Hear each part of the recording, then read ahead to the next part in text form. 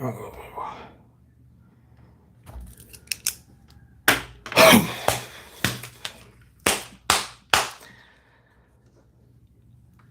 replay unit, give me a second. My live unit's not on board yet.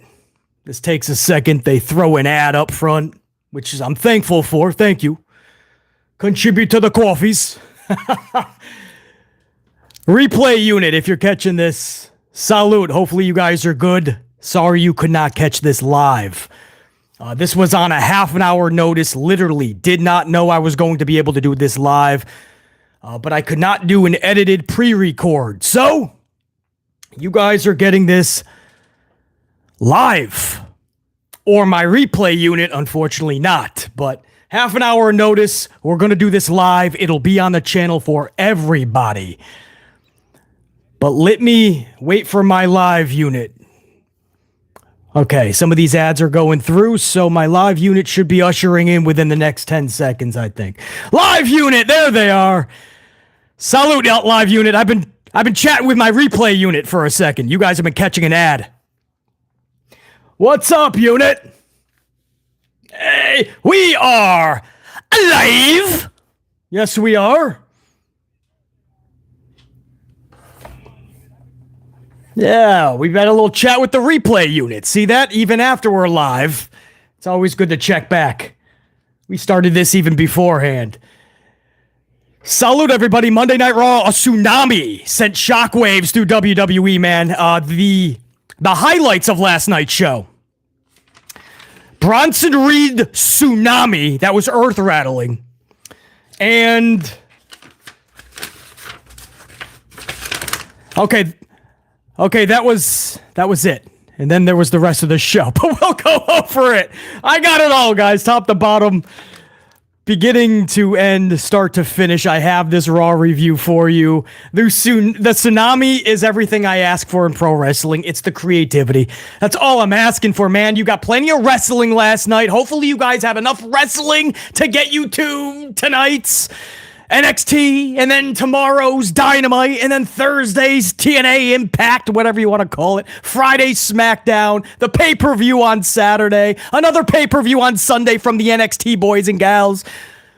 You guys have all the wrestling in the world. Can BC just have those special moments? That was a special moment last night, man. That was a special moment last night when Bronson Reed and Braun went into that parking lot, and you had all the bells and whistles, man. The cars were planted beautifully. They were even gimmicked. The car that broke, man, they imploded the windows. There was a little pyro. Like the lights on from the roof were just like shocking off. It was great, man. You saw them just twitching. Smoke coming from underneath the hood. So... man, that was just so well done. It was those are the moments that literally make me stop and go, okay, I gotta watch. Anything can happen at this point, right? Who knows? Somebody could run up and run over Braun Strowman for all we know, right? It's Rikishi! You guys remember that old Triple H Stone Cold storyline. But anything can happen when you're in the part. That's the fun stuff, man. And if they put extra effort into it and they actually have like cars planted and they had stunt rehearsals, and that's when you know that people cared about the segment, right? People cared about the segment. You need time for that. You need resources. It's going to cost you money. That's what we always used to do back in the day though, man, because the television show was worth it. This segment last night, bro, come on, man. Come on, that is everything that BC asks for in a television show. And it shouldn't stop there, by the way. It shouldn't stop there. You should also do that for all your other sub-storylines, man. Like Damage Control and Shayna and Sonya and who's the other one? Shayna, Sonya, and Zoe. I refuse to call them Pure Fiction Collective or Pure Fusion Collective, whatever they're called. I refuse. That is so stupid. Shayna, Zoe, Sonya, Damage Control. Have you noticed last night, last week, nobody cares when their matches end. So why not get creative, right? Have them actually beating the hell out of one another backstage in a locker room. You have a planted wall, right? You have a gimmick wall. Io and Zoe go through the wall into the corridors. They go through the wall, motionless. You don't know if they snap their necks. Nobody knows. EMTs are coming over. Officials. You let that segment breathe in the hallway. You let the camera pan up to the hole in the wall. Kairi is concerned. Sonya's concerned. Sonya goes to Kairi. You're going to pay for this. She's blaming Kairi for this. That will make Zelina helping them out, or even Asuka, more impactful. But you let the segment breathe. You go to commercial. When you come back, the ladies are still motionless. EMTs are even scared to even move their necks. You let that breathe. That'll add interest to Damage Control, Sonya, Shayna, and Zoe. Because this ain't it, just having them wrestle random matches every week. You guys know I'm right. You got to get creative, man. It takes time, it takes money, it takes resources. It shouldn't take a podcaster like BC to come up with these creative spots. They have to do it. At least they did it last night, man. Bronson Reed, in one segment at least they did it. Bronson Reed, a tsunami from a cement wall in the parking lot. Get him, boy! Get him, boy! That's what I'm talking about! Let's go! On top of a cement wall, a dude that's 850 pounds, slight exaggeration, went whoopsie onto that big son of a bitch that they like to say, on a Braun Strowman. And they gimmicked the car, bro. Loved it. Loved it. They always do these parking lot things good with Braun. Vince McMahon used to do that all the time. He used to have him flipping ambulances. He took Roman Reigns on a stretcher once and chucked him over the loading dock. You guys remember that? EMTs had helped out Roman. Braun's like, I ain't done with him. I'm not done yet. EMTs are like, you are. He's not moving. He's like, I don't care. He's still ticking. And he chucked him over the loading dock. Vince McMahon always did great with Braun in these segments. There is a lot of talk that Vince has been in Triple H's ear a lot more lately. It's possible. Of course, Triple H said he does go to Vince McMahon a lot. That's his father-in-law. They're breaking bread for dinner many times a week. Of course, they talk shop. There's talk of that. They're still using WWE Universe. They still open every Raw with welcome everyone to Monday Night Raw, even if it doesn't fit the character. And it's usually cringeworthy. SmackDown is absolutely in the need of so much help. And Monday Night Raw, you see some of these Vince McMahon-isms, you know, the way they're booking Braun Strowman, the way they book the big men in general. There still is a lot of Vince McMahon. I just don't know if that's just Triple H, though. He learned from Vince. So you're always going to get a lot of VKM and Hunter Hearst Helmsley. You're always going to get that. So I don't know if it's so much he's calling any of these segments. I think there is big conversations happening. I think Vince is absolutely telling Hunter how to book certain things. And Hunter does not want to piss off the old man, obviously. So I'm sure he's doing a lot of this. But a lot of it is also just they don't want to get creative for a bunch of segments. I'm just glad we got one last night. Tsunami on the cement wall through a car. More of that, man. A lot of us do not want to spend 3 hours every Monday, 2 hours every Friday, 2 hours every Wednesday, 2 hours every Tuesday, whatever TNA is, hour, 2 hours, and then 3 to 5 hours every single weekend because somebody has a pay-per-view. We just don't want to see wrestling match after wrestling match after wrestling match after wrestling match. We want storylines and larger-than-life characters. That is what matters. Larger than life, so we care about the individuals. Storylines, so we have something to be captivated by. Unless you have the characters we care about and the storylines that we can be captivated by, it doesn't matter about your stupid wrestling match. Nobody would care. James Shrimp Fajitas can go and take on JR9 Gaming. My right-hand man on the channel. You can make it a steel cage match. Nobody's gonna care. No offense, James Shrimp Fajitas and JR9 Gaming. If Zoom Station takes on Flip, 3 stages of doom. Nobody cares. Unless they care about Flip. Flip's character has to go over the top. Nobody's going to care if the company doesn't put the stock into it. Storylines, man, you gotta have them. It's episodic. 1 week should leak into the next. You should end every show with a cliffhanger, and then you start the next show with everybody interested. Must-see TV, not, oh, I got some time, might as well TV. Speaking of larger than life, we'll go over this whole show, guys. This is the Monday Night Raw review, 8/26/24, on just a half an hour of notice. So I totally understand most of you guys are going to catch this afterwards over the next 24 to 48 hours. I totally get it. But if you are able to catch this live, salute to you guys. But this is, I can't do an edited pre-record. So I have to do this live. So this will go up on the channel afterwards. So I'm basically treating this as if it is a pre-record, because I know the majority of the audience in bulk will catch that then. If you're here live, in and out, or whatever over the next half an hour to an hour, salute to you guys. Let me get a swig of coffee, because I want to take a moment to salute a true, larger-than-life individual, and his name was Sid Vicious. I knew him as Sid Justice, and even before that, when I watched WCW late 80s into those 90s, man, he was Sid Vicious.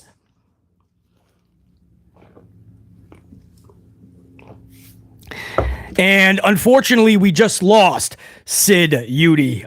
He has passed away at the age of, JR9, are you up in here? 63 or 64? I want to say 63, maybe.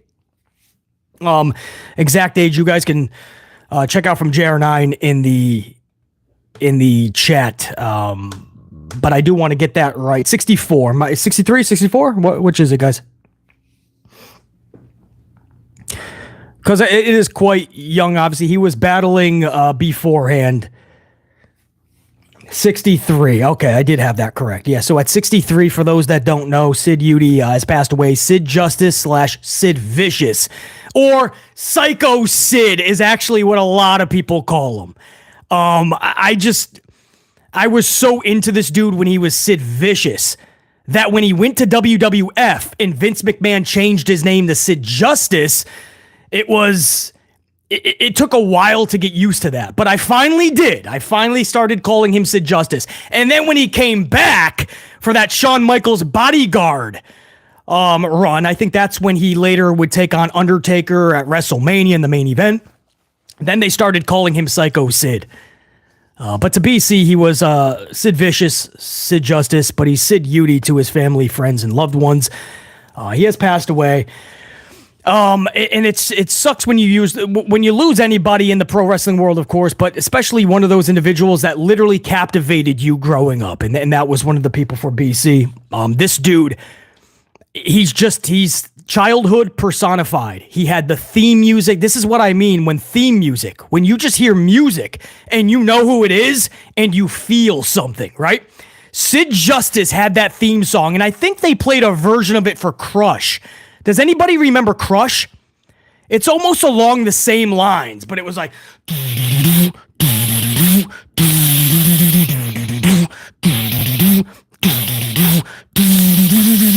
And as the music hit, he's basically walking to the vibe. So he had this walk where it was like delt to delt, you know?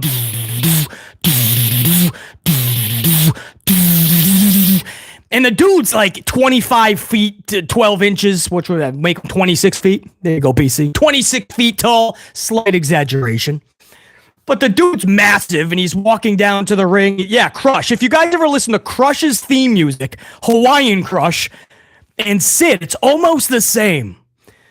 But his theme music, man, and then his promos, man, he was just in. He was amplified. There's no way around it. He was amplified. There's not many individuals that are amplified, right? We are a rare breed, right? BC, Macho Man, Warrior, Sid, Nick Swisher, former New York Yankee, and maybe a few. I mean, very, very seldomly are you going to come across an amplified dude. And what that means is from the time we wake up, we are wired. Even before coffee, Sid just would cut a promo. And if you ever watch a Sid promo, and you watch anybody today, basically, 99% of any roster, you will see what we are deprived of, right? I miss those promos. I miss it. Warrior, Savage, they could talk about, you didn't even know what. They could speak for 4 minutes. You wouldn't understand what they said, but you knew. you had to buy the next pay-per-view because whatever they said was fucking amplified. Sid was believable and realistic in his delivery.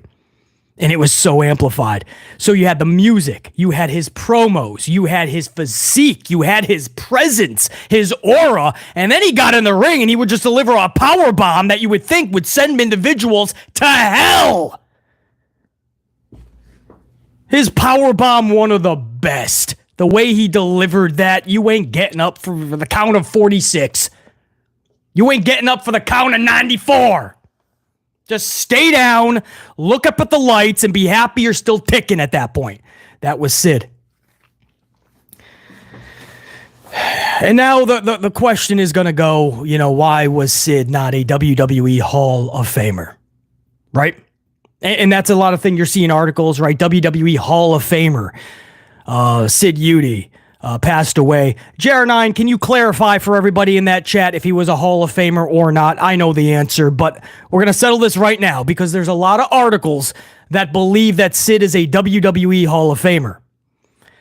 So JR9 will, or you guys probably already know. And then I'm going to read you something that Sid just said less than a month ago.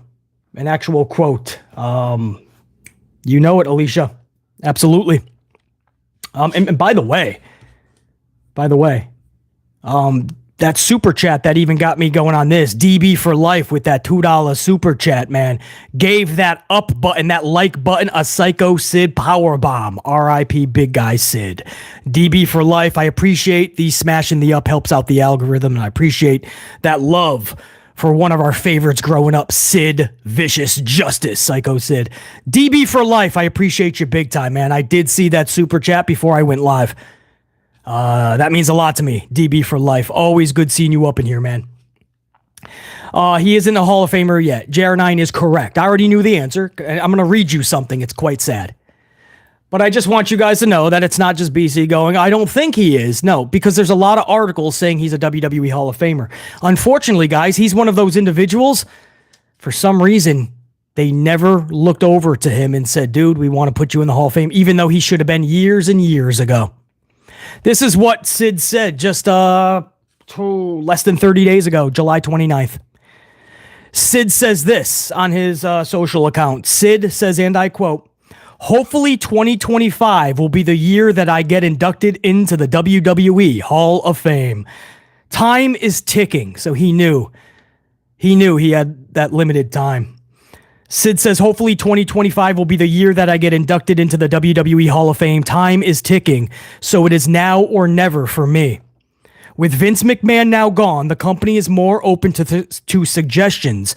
Triple H needs to hear the voices of my fans. End quote.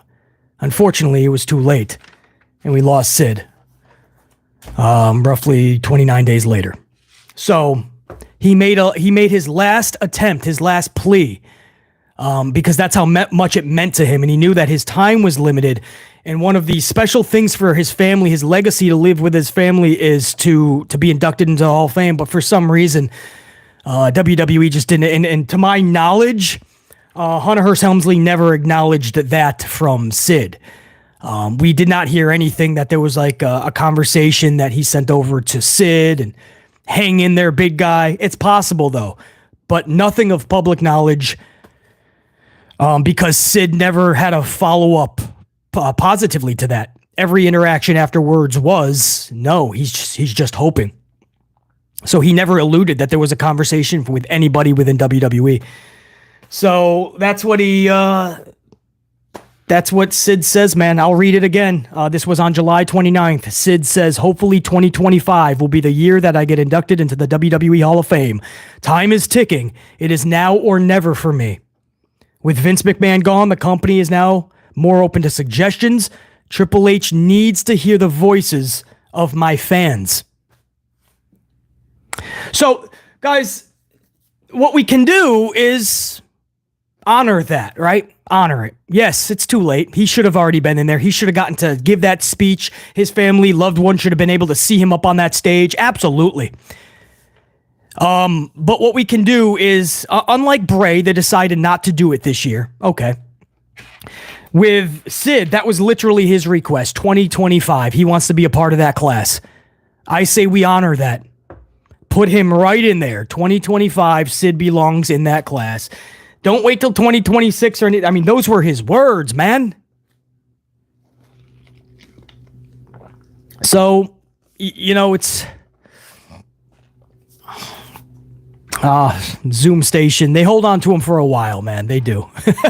They do, man. It's sad. But all the, you know, what sucks about losing all these dudes, it's all the larger than life ones, you know? I mean, Savage and the Warriors and the Roddy Pipers and the, just the Sids, just so many of them, the Razor Ramones, and, you know, all of them had those personalities you don't get today. And that's what's sad more than anything. We get, all the wrestlers can do the trampoline flips and dives, right? They're doing it as kids in the backyard. Nobody's got the personality anymore. You guys see Ricochet, man? Ricochet debuts Sunday. And if you're wondering, I couldn't do a review because I couldn't watch I heard it was 4 hours in the middle of Sunday afternoon. There was no way I could do that, guys. So I saw a couple of matches. I saw Mercedes because that's my gal. Unfortunately, that match did not live up to what it should have been. Mercedes and Brittany Baker. I was hoping for better.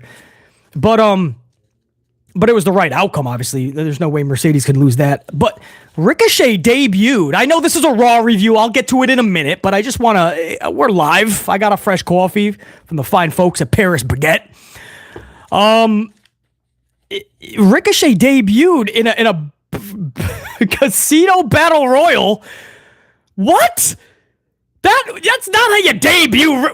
What? And then they had him lose it. No, this is real, man. I'm not even joking. They had him lose it. And then afterwards, he goes on the social doohickey machine and he starts attacking fans. Like, fans were just like, I give it a couple months and he's probably going to be in irrelevancy or something, you know, because Tony Khan's got so many toys. And Ricochet, like, started, like, going back. Yeah, because you got 34 followers. You're real relevant. He started attacking how many followers people got. He started ripping fans. I'm like, dude, you don't want to do that. You just debuted, bro. Let him hate.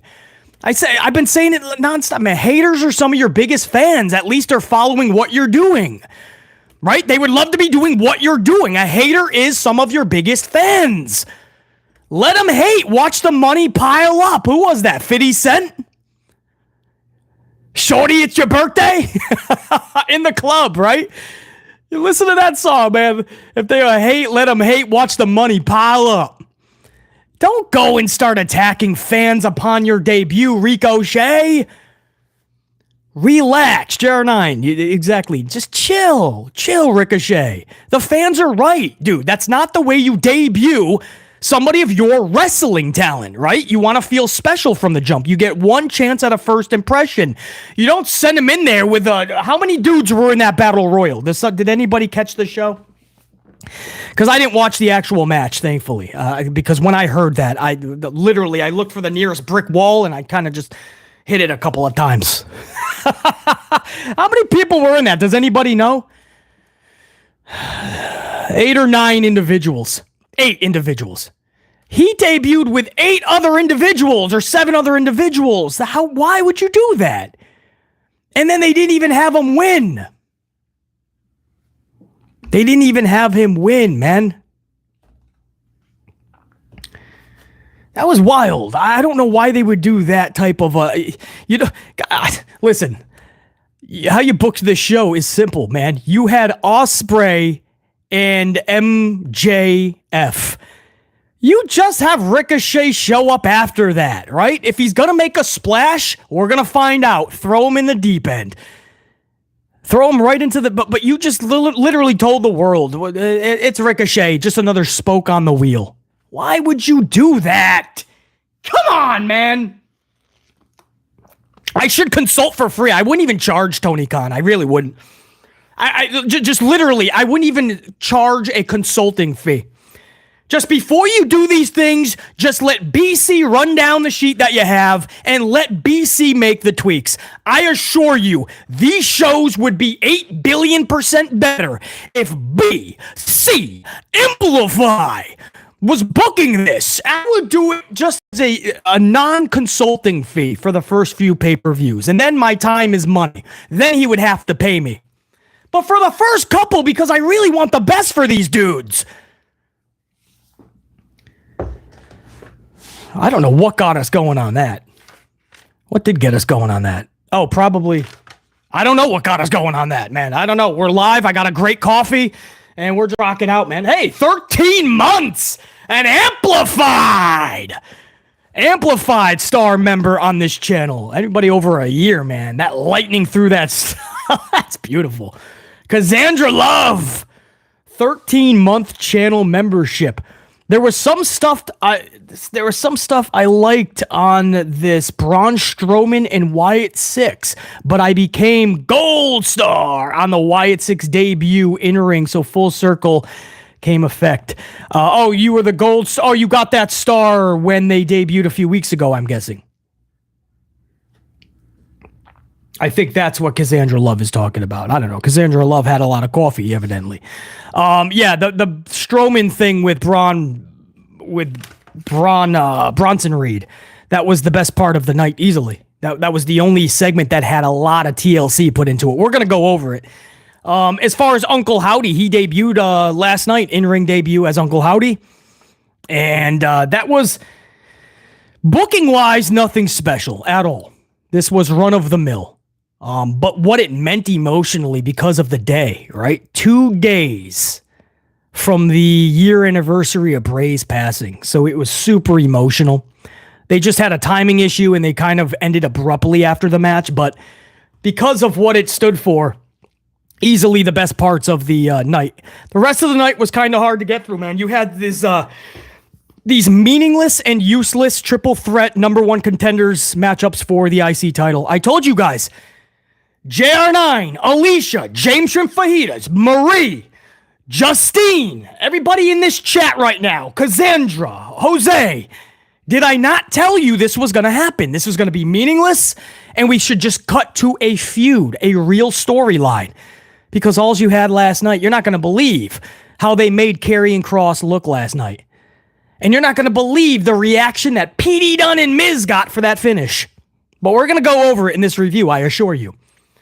And you tell me that this is better than just starting a good feud 2 weeks ago with Braun Breaker. By now, we could have already had a story ignited. But we're doing another tournament. And nothing's happening. The crowd could not care less. 100 on those ups. I haven't even got to the review yet. And this was on a half an hour notice. Most of you guys are going to catch this after. But you guys are fucking amplified as BC, man. I love it. So salute to Sid. Thank you for allowing BC to spend some time on that, man. Joseph Ramos in the chat. Yeah, I know. It's in my notes. I look for things like that. That's what makes me the best reviewer, the best to do this, is because I am looking and listening to every little thing for you guys. I am detailing it. I am dissecting every segment for you guys. It's what puts BC on the top of the pedestal in this community. I get I can scare people off. I get I'm too amplified for individuals. I get the tube doesn't want to promote my content. I get it. Doesn't mean that the fact isn't the fact that BC is the top of this game. And it's because I have it all detailed for you guys. This isn't about what we liked and didn't like. You could have loved Monday Night Raw last night. Much respect. You could have hated Monday Night Raw last night. Much respect. This is about, was this a good show in totality or not? How do we come to that conclusion? Did the segments more than not have you on the edge of your seat? Did you put that remote down because you were in awe of the entire show or the most part of the show, right? Totality. Are you interested in what's going on next week? Must-see status. You cannot miss Raw because the storylines from last night are so engaging. The crowd responses, if you went there live, would you have had the time of your life last night? These are questions you gotta ask. This is how you come to the conclusion of a good show and a bad show. You can't do that with some half-assed twit review show. You gotta have somebody like BC. Because I have the facts for ya. Justine, you know it. TKC4, I'm glad you did, honestly. Dave! Dave, a $10! $10! I'm going to do the Booker T 10 times. Dave with a couple of Paris baguette hazelnut lattes, brah. Dave, I'm in a good mood, man. The super chats are going to get some extra love right now. Dave! Dave's one of my longtime subscribers on this bitch. Dave's sporting that amplified star. That's a 12-month membership or beyond. Soon, for 2 years, we're going to have those golden coffees, just so you know. Dave, what's up, man? Before I read that, let me give you a salute. I'm thrilled to see my amplified unit, man. I'm feeling good, man. I'm rocking today. Dave says, I watched the first segment and I already felt your anger and frustration rising. I was thinking that you were going to write your notes on a piece of toilet paper, LOL. I had to do a double take when they started the show with an 8-man tag that involved Joaquin Wilde and what is the other McFucknut's name? What are those two? You have Dragon Lee, okay. Rey Mysterio, legend. Who's the other two? Joaquin Wilde and Cruz del Toro. Now, what I was asking myself as I was prepping my coffee, I had my notes ready, and I'm thinking, why? Why, when you're releasing people like Dijak and Cameron Grimes and Bobby Lashley and this and that and the other, why am I watching Cruz del Toro and Joaquin Wilde on my television? What are they adding to the show? And that's much respect, honestly, with all due respect. They're probably great individuals. They're probably really good wrestlers. What are they adding to the product? Who is showing up going, wow, I can't wait to see Wilde and Del Toro? One of them, I felt super bad. They tried to do a double springboard last night. JR9, did you watch it? Which one fell on the ropes? I felt so bad for him. I really did. Because they tried to time it perfectly, and one of them just went ass over tea kettle, threw the entire finish off. They somehow never even went to like a hit on Judgment Day, whoever it was. Was it McDonuts? I forgot who it was, but they never even went to like just kick him or punch him, right? So then all of a sudden he has to wait for another person to like get the advantage on. It was rough, man. It was rough. Who was that? Did anybody see who fell? You guys probably didn't even care anyway. One of them tripped on the fucking rope. It was wild, man. You know it, Brianna.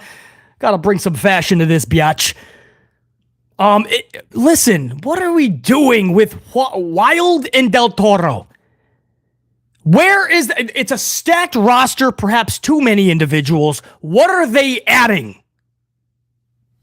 If you're gonna get rid of Cameron Grimes and Bob Lashley and so many others, or not give them the time of day, keep it straight. Keep it consistent. I am starting 3 hours of my primetime Monday night watching two dudes that I wouldn't even pay to watch at the local bingo hall.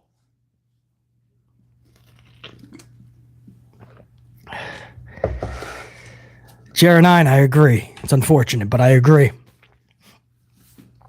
I totally agree, other than the fact that he's just a legend, right? So he's like Jericho in AEW. Hey, it's Jericho, he's a legend. Hey, it's Ray. He's a legend. The guy went into the Hall of Fame and he said, I'm not ready to retire for a few years. Then why put him in the Hall of Fame?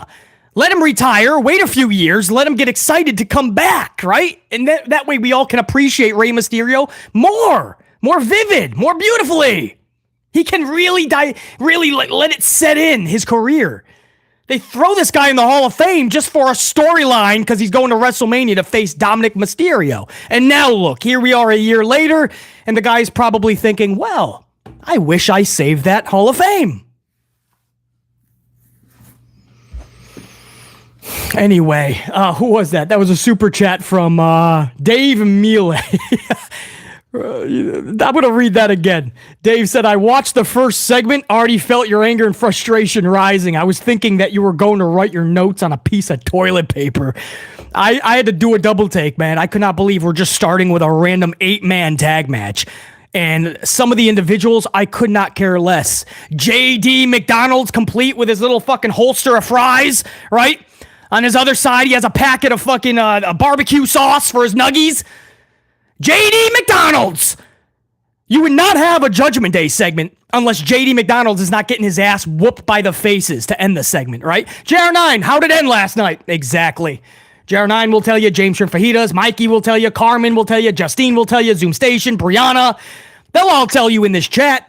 It ended with JD McDonald's getting his ass whooped.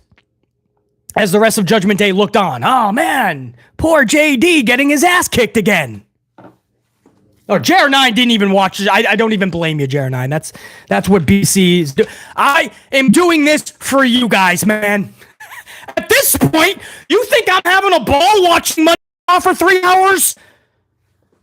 Watching Del Toro trip over the top rope and JD McDonald's get beat up again?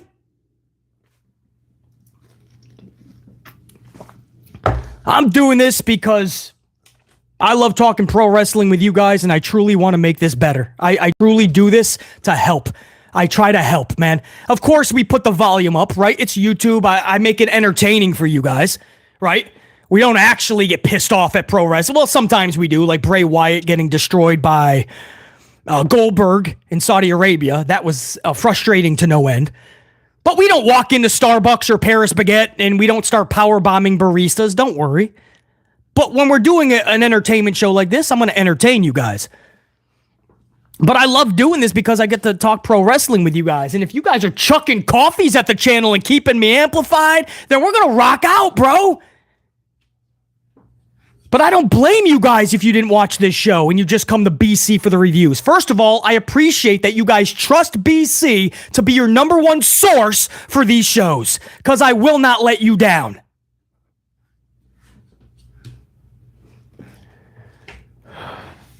Anyway, Dave, it could have been on toilet paper, man, because then we could easily flush it afterwards. You know how it's like the ply you rip apart, right? And those plies? The only ply you could save is maybe the tsunami heard around the world in the parking lot, which we'll get to in this review. Dave Mealy. Appreciate you, man. I got to send a shout out. 19-month channel membership, Ray Hunt. Ray Hunt, 19 months with that amplified star as a badge after his name. Dude, Ray Hunt, I got to acknowledge that right now. Salute before I read that. My little girl believes in Joe Hendry, but I no longer believe in Monday Night Snore. So your girl believes in Joe Hendry. She believes in Joe Hendry. Come on, I had to, man. If you're going to put that up in the super chat, member chat, I'm going to sing a little bit, man, Ray Hunt. We got it. It's Joe Hendry, man. But Ray Hunt does not believe in Monday Night Snore anymore. I stopped believing in that a long time ago. I wish Netflix believed that 2 hours is better than 3 hours, but they spent $5 billion. So guess what? They're going to keep that third hour because it's more content.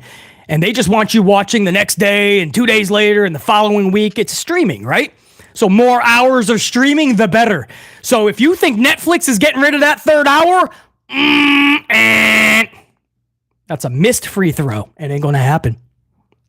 We're stuck with this 3 hours. A show that Hunter Hearst Helmsley himself said, I don't know what to do when the third hour gets there. I don't know what to do. It's so hard to book.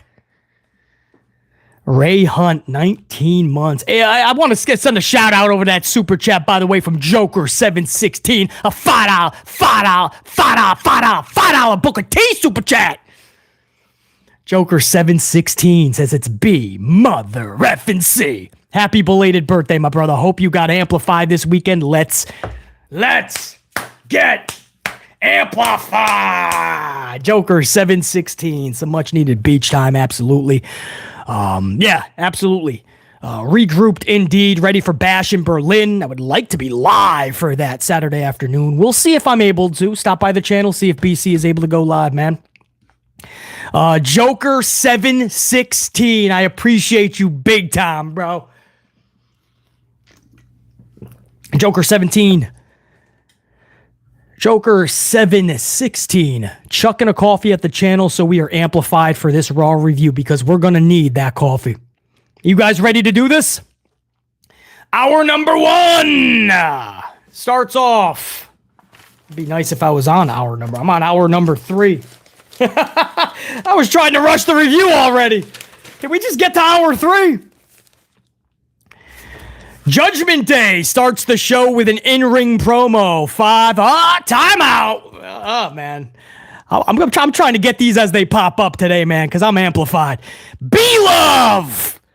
B-Love. $5. $5. Booker T super chat. B-Love says, BC always rocking out with you. No matter where they end up, it's still Hurt Business for life. Think, be, live, amplified. B-Love, salute, bro. Hurt Business for sure. I think they're going to be called Hurt Syndicate. Hopefully it catches on, but it will always be Hurt Business. I think if given the proper time, care, just the time of day, this group, wherever they end up, is going to be special. If they do not give it the proper time, care, energy put into this, they will just be spokes on the wheel. That's unfortunate. They have to do this right. It can't be a situation where like Ricochet just shows up in a casino battle royal or something stupid. It's gotta be special. B-Love. B-Love was one of the first to rock my merch back in the day too, man. Think, be, live, amplified. And I told you, B-Love, that merch, that's no weak-ass shirts, man. They stand the test of time. I still sport that shit today. They're like brand new. Soft. Probably like Liv Morgan's ass soft. Beautiful. You can wear that shit in the winter, summer, wouldn't matter. It's going to feel incredible. B-Love. I got to give a salute. Dave Mealy with a mini banger bomb. Banger bomb. Dave. Brother, man. I don't know why that orange is glowing in my chat, too, for the $20 mini banger bombs. That 20 is glowing. Is that a new feature for BC or creators? I'm loving that orange. Dave, let me give you a salute before I read that. Man, these color schemes are sexy with these super chats. The names of the women's stables are getting downright stupid. First, we have the Fatal Influence, aka Toxic Attraction 2.0. Then we have the Pure Fusion Collection. They didn't learn from the Submission Sisters? It's almost like it's internal sabotage, bro. Dave, I am serious. I'm not calling them pure... What a pure fiction I keep wanting to call them. Pure Fiction Collection. Pure Fusion Collection. I'm not doing it. I refuse to call Sonya, Zoe, and Shayna Pure Fusion Collective. That is so freaking stupid, bro. You think I'm going to watch these ladies come out, and if somebody's watching with me and they go, who is that? You think I'm going to look at that person next to me and go, that's Pure Fusion Collective. That's Pure Fusion. Please, if it's a lady, she's going to go like, that sounds like a perfume. No, they're going to be called Zoe, Shayna, and Sonya.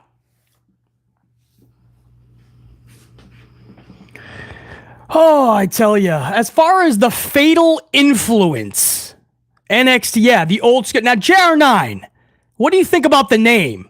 I know you like the seg, obviously, from your NXT report. Are you down with the name? Fatal Influence. It sounds like something that could catch on. The booking has to make us get on board, and sometimes it's just with the name itself.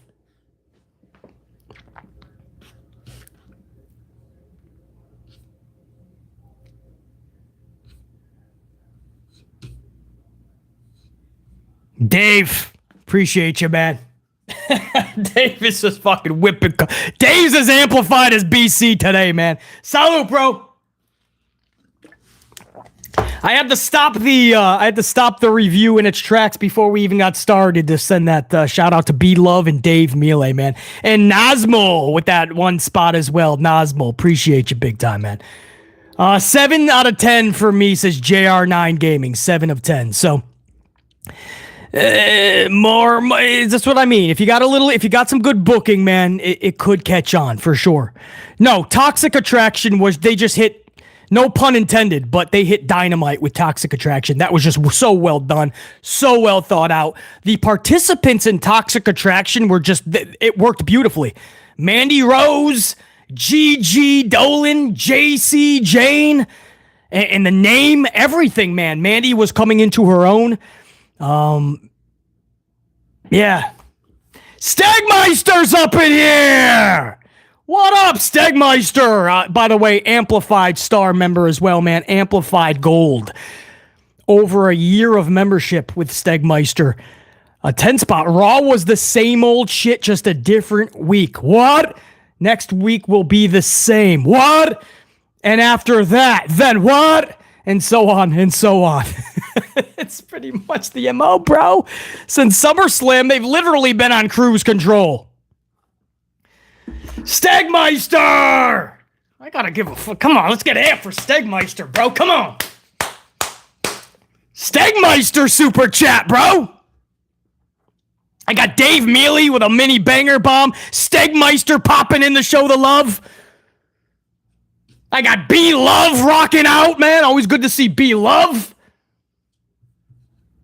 Ray Hunt got fucking 19 months membership, bro. Cassandra Love at 13 months. Channel membership. DB for life kicking us off.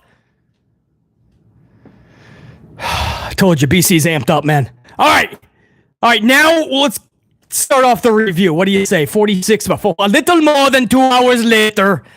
Judgment Day starts the show with an in-ring promo. 5 minutes of Dominic Mysterio getting booed. Legit, that's what happened, guys.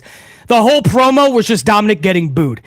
Rey Mysterio, Dragon Lee, and the LWO to the ring. That's what I put in my notes because I didn't even care what the other two guys' names was. Wild, Joaquin Phoenix, and Del Toro. So I just put Dragon Lee, Rey Mysterio, LWO to the ring. Ray tells Dominic, and I quote, Rey Mysterio tells Dominic, at least when you were with Rhea, you had a set. You've always been a jackass, but with Liv, you're just a bigger jackass. I'd love to slap that stupid mustache off your face. Dominic then responds, I'd like to see you try, old man. Everyone starts to brawl as we go to our first commercial. When we come back from break, we have an 8-man tag, over 15 minutes of a length of match time. 15 minutes. It wasn't bad per se. It just... Best way to put it is it wasn't bad, but BC just didn't care. I didn't care about these 8 dudes wrestling to start my 3 hours of Raw. So for BC, it might not have been bad, but it wasn't good either. So the best part was when the match finally finished. And the finish saw Rey Mysterio miss a frog splash thanks to Liv Morgan pulling Dominic out of the way. So Rey Mysterio lands on his knees and elbows, and then Rey Mysterio delivers the awe-inspiring, ultra-devastating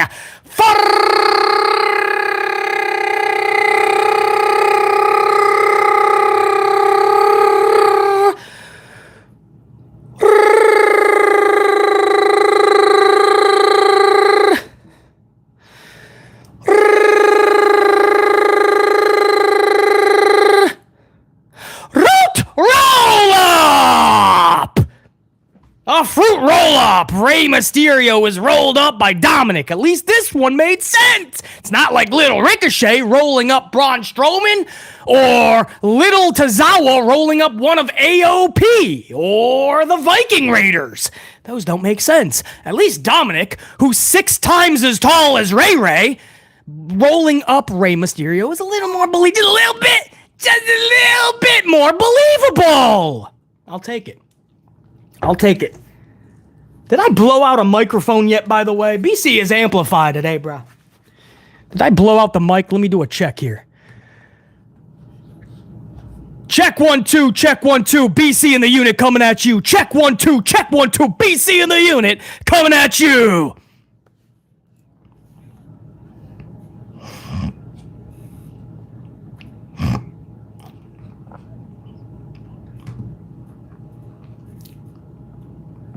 Hold on, I'm waiting for playback. I'm on a delay. I gotta see if I blew out the mic. I'm really amplified today, man. No apologies. Oh, sounding good. Sounding good. All right, man. Audio is on point. Hey, there you go. There you go. No technical issues. There you go, BC. So, yes, that's how we started the first half an hour of Monday Night Raw. An 8-man tag with Dominic rolling up Rey Mysterio. So you have people that probably liked it, right? You have people that probably loved it. Basically, I was so excited for that first half an hour of Raw. Awesome. I'm not even joking. No shade. I'm not going to insult your intelligence. Good for you if you liked it. There's people that did not like it. BC, that was a half an hour and nothing got accomplished. We just went to Dominic pinning Rey again. And nothing afterwards. They just beat each other up, right? Because that's what happened. Post-match, Damian Priest and Rhea Ripley hit the ring. And the faces clear house. That's all I put in my notes. JD McDonald's took a choke slam. Rhea Ripley delivered a riptide to, or maybe, yeah, no, it was McDonald's that took the riptide, and Carlito took a choke slam. And Balor and Dominic, I think, were like rolled out at that point or something like that with Liv Morgan. But that's all I put is the faces. They cleared the ring, right? And that's it. So there's people that were like, that's a half an hour wasted on that? That's what you had for what's his name? Dominic Mysterio and Liv Morgan versus Rhea Ripley and Damian Priest at Bash in Berlin. That's the final go-home show segment for them? So there's people that may have liked it. There's people that didn't like it.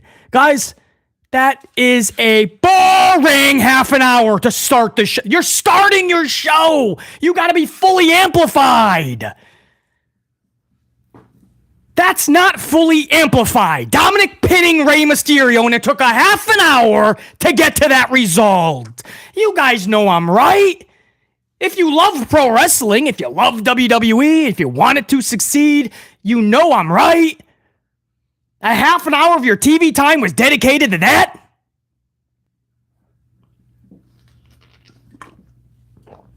I gotta send a shout out over to Anthony Bowley. 20 months channel membership. Anthony, bro.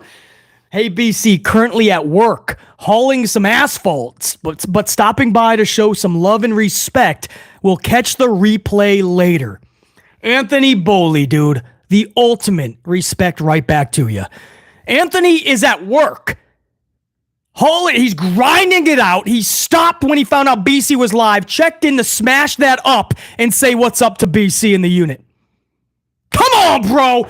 That is what keeps BC doing this. As bad as the shows may be at times, many times, that is what gets me excited and amplified to do these reviews and cut this content and break news to you guys and talk about it. That type of fucking respect. Anthony, salute, man. 20 months. Here's to another 20 months plus, bro. Anthony says he'll catch the replay later off of work. Most of you guys are going to catch the This was on a half an hour of notice. It was the only way I could do this. So I know that even more than usual are going to catch this afterwards. But if you are able to stop by even for a moment live, man, I appreciate you guys. But this is basically like a live pre-record to me. Because I know you guys are going to catch this after. Anthony, I appreciate you big time, man. 20 months membership. So that was the first segment, full half an hour. Then we go into another wrestling match. All right, so you're getting a lot of wrestling, right?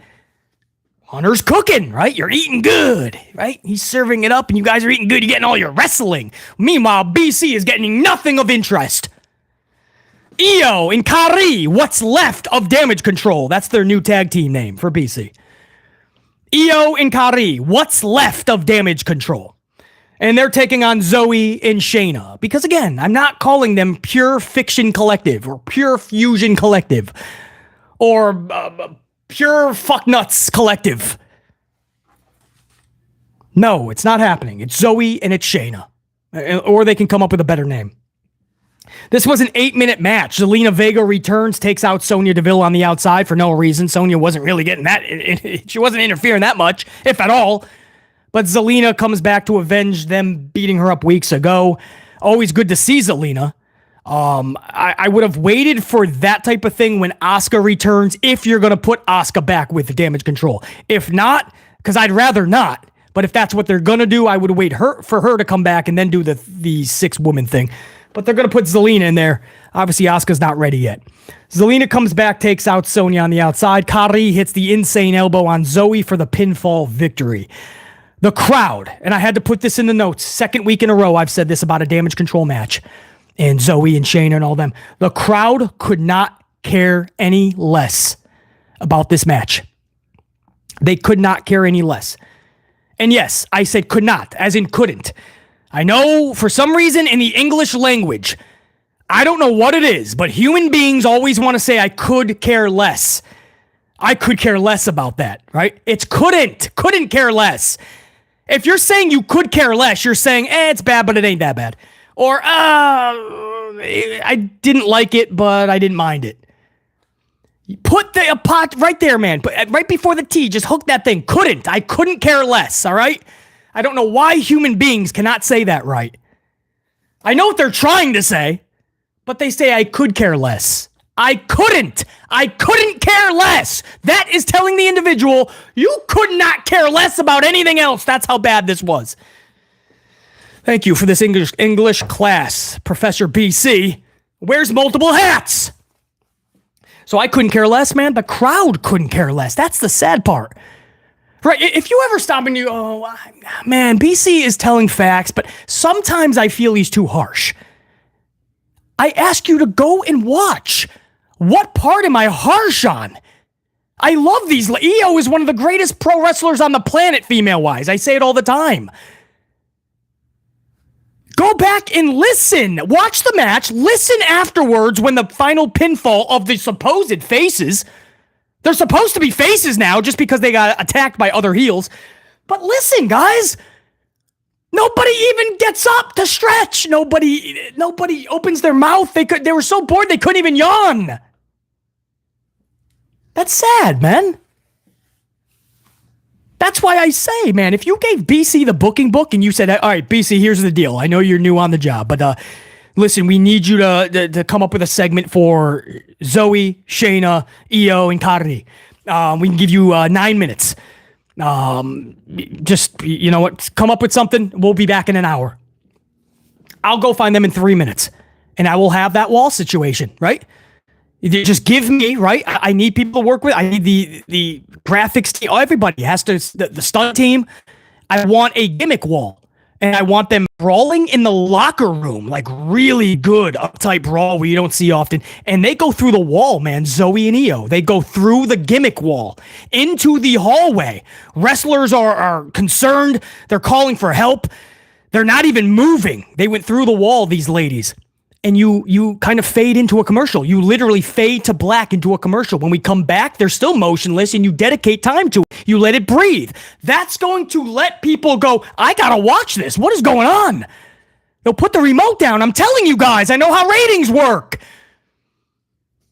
These matches every week, they're not doing anything. It's not fun. You have to get creative. They know this. Why do you think you saw that tsunami on top of a car? They know this. They're lazy.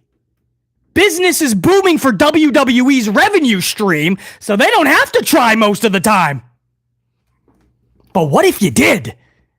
What if you did? What if you got more than just one moment on a Monday night show like this tsunami on top of a car? What if you had a segment in a storyline with the Damage Control and Sonya's unit that was fun? Could you imagine if you were interested in Damage Control? And Sonya's group? What if? What if? Go back and listen. Watch this match. Or I'd prefer that you don't to save yourself time. But if you think BC is just too harsh, I'd go and listen. It's sad when they win this match and you could hear crickets. If a cricket got into the arena, you would hear that one cricket.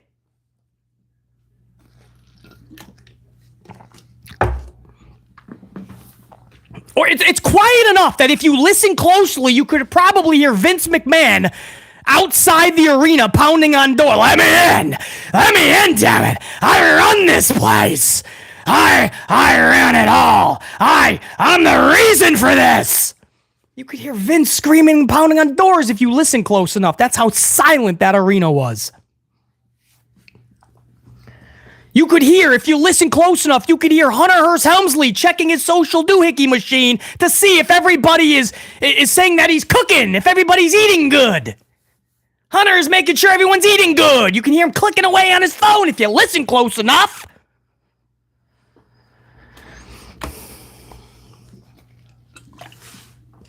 Did I miss a super membership chat? Hold on, guys. I think I missed a super membership. I got Anthony Boley, Ron C 23 19-month channel membership. Amplified gold for Ron C 23. BC, I am here. Woo! Why doesn't WWE use different people on their roster? They don't have time because they're putting Del Toro and Cruz on their shows. That's why, Ron C23. They don't have room for the Cameron Grimeses and the Dijaks. They can't think of anything fun for Bob Lashley or people like that. No, because we have to put Del Toro and Cruz on our show. That's what we got to do. Ron C23, man. That was a badass woo, wasn't it? I told you I was amplified. Ron C23. Always good to see you up in here, man. I appreciate the membership, dude. Here's to another 19 plus. So, that was the whole first hour, guys. That was it. A lot of filler and 2 matchups. An 8-person schmaz to start us off, and then a tag team match of Damage Control and Sonya's Zoe Shayna combination. That was it.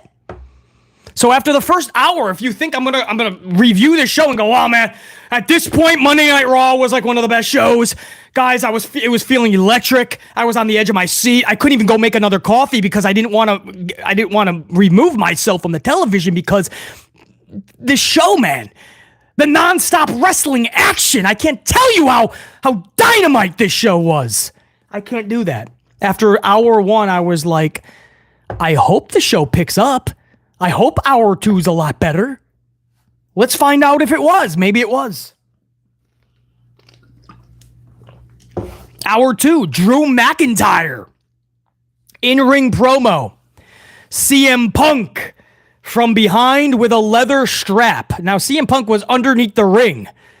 Like on an IG live or something like that. He was literally underneath the ring. He comes out with a strap. He starts whooping Drew McIntyre like daddies used to do back in the day before the world went a little, soft. SAWFT, soft.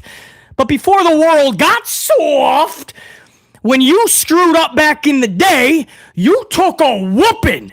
Your dad would take off that strap, and you knew for the next half hour, you were having that strap match.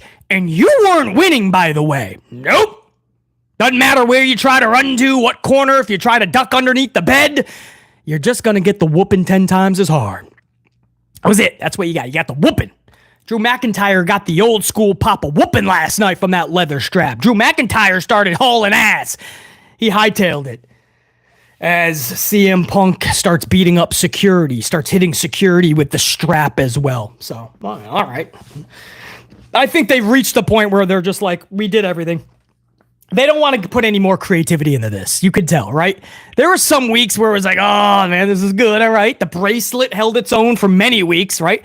This whole storyline revolving around one bracelet, like Roman Reigns and the Bloodline and Solo. Just this one necklace, this one lei, this tribal lei.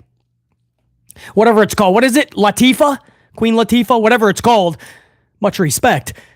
But, this one piece you can have a whole feud over. It's simplistic. It's wrestling 101. That's all you need. That's all you need. It's just you could have a feud over a coffee. That's pro wrestling. So I'm okay with it, right? The bracelet has been the centerpiece. But you could tell that they kind of gave up, right? They have no more. They don't want to put any more creativity in this. Drew, you go out there, cut a promo. CM Punk will come up from underneath the ring and whip you a few times. You run away. Segment that over. It's the go-home show, though, sir. Shouldn't we have a little bit more? All right, send some wrestlers out there, make pretend they're security, have CM Punk whip them. All right. You know, it's the go-home show, guys. They've been feuding for months. If you're telling me that's the best we could do, or even a 6 out of 10, no, it's not. It's a 5 at best. Listen to the crowds for CM Punk, by the way. Have you guys noticed that these crowds are not that into CM Punk? And I know a lot of it's getting younger, right? That they're trying to attract the kids. They're bringing out their papa and mama who don't really watch wrestling. I get it, right? Those are the ones that are yelling, "This is awesome" for everything. But so maybe they're just so young they don't really know CM Punk's history. But these crowds, man, they're not cheering for CM Punk like they used to. I don't know if the nostalgia, the polarization, if that has just worn off finally. Is this a shell of what Punk used to be, maybe, for a lot of fans? Like, this is not the CM Punk that they remember or even like. I don't know. But is this just BC picking up on this, or are you guys noticing this? Is this just do you guys think Punk is getting the same reaction? Because he's not. I would urge you to go back and listen again for the last several weeks. James Shrimp says the goody two shoes Punk just doesn't work. Yeah, I mean, last week he was talking about like hugging babies and people coming up to him with all these sob stories and how much he loves the fans now. And I was like, even if that's true, I don't think that many people need to hear that from you, Punk.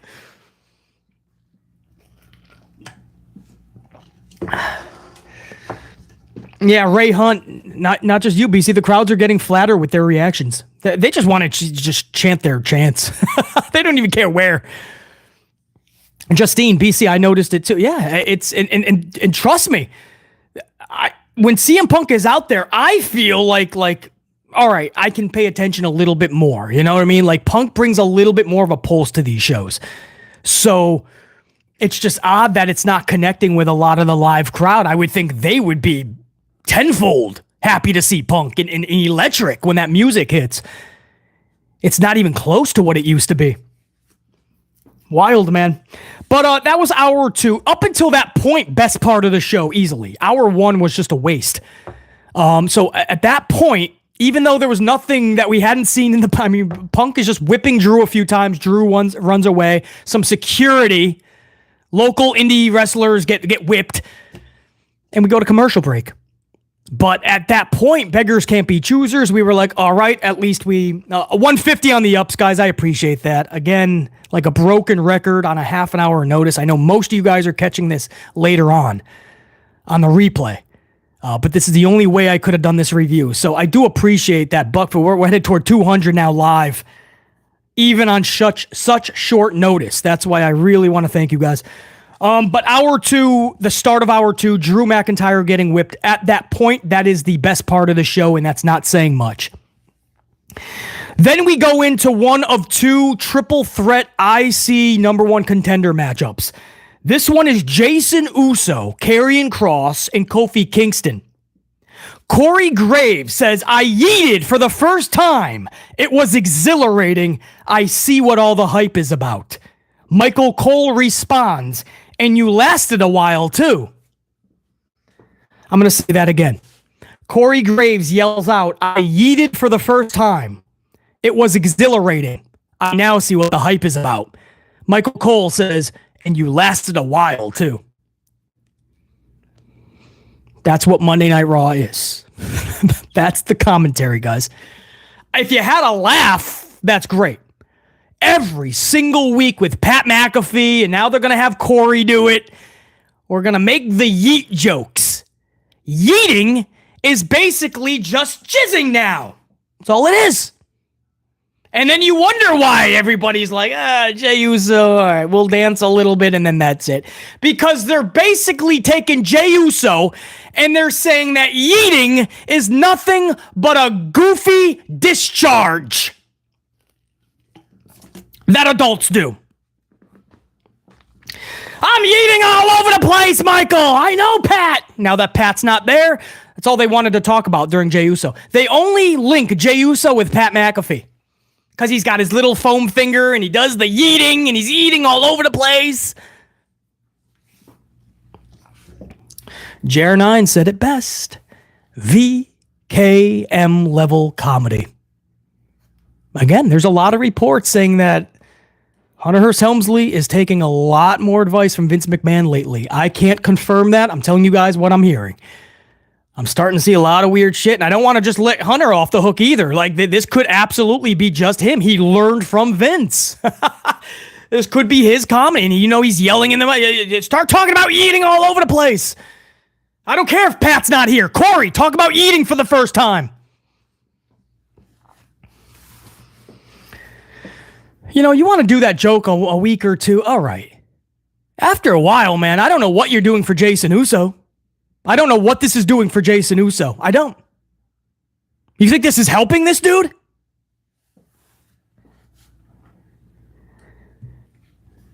In roughly 10 minutes, Jey Uso pins Karrion Kross to advance in this silly IC title #1 contenders tournament. I'm going to say that again. Jey Uso pinned Karrion Kross. Now, if you're new to the channel,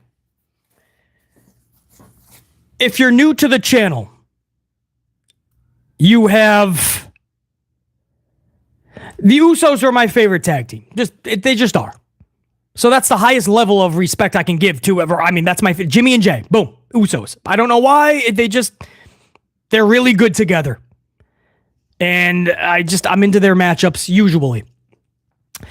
As a singles wrestler, and I may be in the minority here. I know some of you guys feel the same way. As a singles wrestler, Jey Uso doesn't do it for me. Something I'm not yeeting all over the place with everybody. I'm just not. The mic skills, I need more than just talking about yeeting and all that. Just being the hype guy. And then you have Pat McAfee, who's the hype guy on commentary for the hype guy. And I just get a headache now with this. Like, I'm going to take this as a nice break from Pat McAfee for 2 months with the Jey Uso thing. It's a headache. The singles Jey Uso doesn't connect with me, but I can't say that I'm not happy for him. Collect some W's. Rikishi, his pops, I feel had him kind of in a doghouse for a few weeks. He's been backstage and that's it. Because Rikishi thought that Hunter Hearst Helmsley is booking him all wrong. He should already have a title. And then he was just kept off TV for the most part. 2 backstage segments over the last 2 weeks that were about 20 seconds apiece. But he wins last night, so I'm happy for the dude. He collected a W. But Karrion Kross can't take that, man. Why is Karrion Kross in this match if he's not winning it? If you know Karrion's not winning this, take him out. I don't care who you put in. Put fucking Tozawa in there. Would that be face? Because it doesn't matter with him anyway. Jey Uso, Kofi, Kingston, Tozawa. Hunter Hearst Helmsley doesn't care about faces versus faces, and he doesn't care about heels versus heels, first of all. He doesn't get... You could pluck somebody from Pretty Deadly on SmackDown and put him in this Raw match. Nobody's going to ask questions, and they're not going to give you an explanation. Why is Karrion Kross in this match to take another L?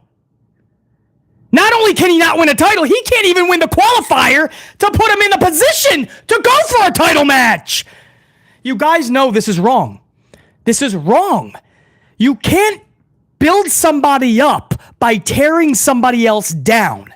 So if you want to give Jey Uso a big W, cool. That's awesome. Don't give Karrion the big L. You have to look at your roster and say, where can we move the puzzle pieces? How is this loss not going to affect this person as much? How is this loss a loss that this individual should not be taking? I don't know how you can take Karrion Kross, put 2 managers with him, Scarlett Bordeaux and Paul Ellering, one of the best managers of all time, by the way. This is a dude who managed the Legion of Doom Road Warriors.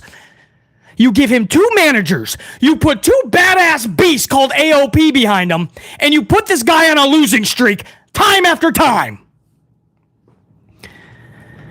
That's the way that you book. Like, if you're giving BC the Sharpie and the notepad, if you're giving BC the creative pen, If you think I'm putting Karrion Kross in a triple threat, first of all, if you think I'm booking another redundant, meaningless tournament, you out your dome piece. There's no way I would even book this. But on top of that, a weird triple threat with Jay, Kofi, and Karrion's looking up at the lights via a simplistic frog splash or spear, I believe, correct? And your beast, Karrion, looks like a bitch yet again.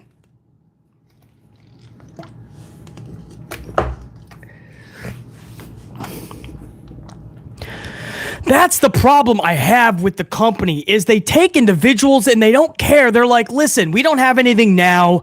Rack up some L's. In the future, we'll book you more dominantly, right?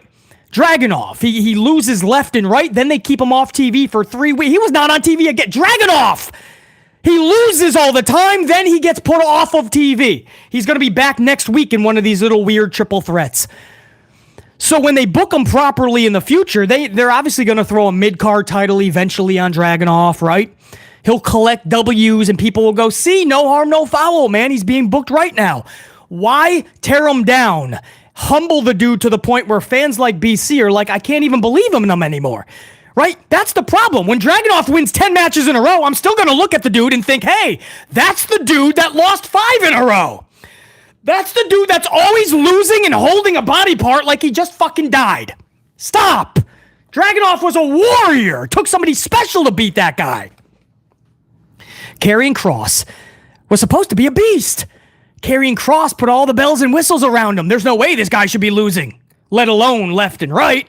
But he is. But he is. That's what the problem is. Why? Why have them book like this, man? Just to say, hey, we'll give him better booking in the future. Give him better booking now. When he started this new faction, first chance at a first impression. This faction should have been dynamite. No pun intended. On WWE television. Instead, Karrion found this new faction. I don't even know their fucking name. What is it? Final Testament? Don't even know. Doesn't even matter what their name is because they're irrelevant. They put together this badass team, and they're about as meaningful as Bobby Lashley and the Street Profits, which got put together at the same time. And you guys know how badass Bobby Lashley and the Street Profits are on WWE television right now. Oh, wait. Bobby Lashley's not even with the company. Street Profits quietly turned face again.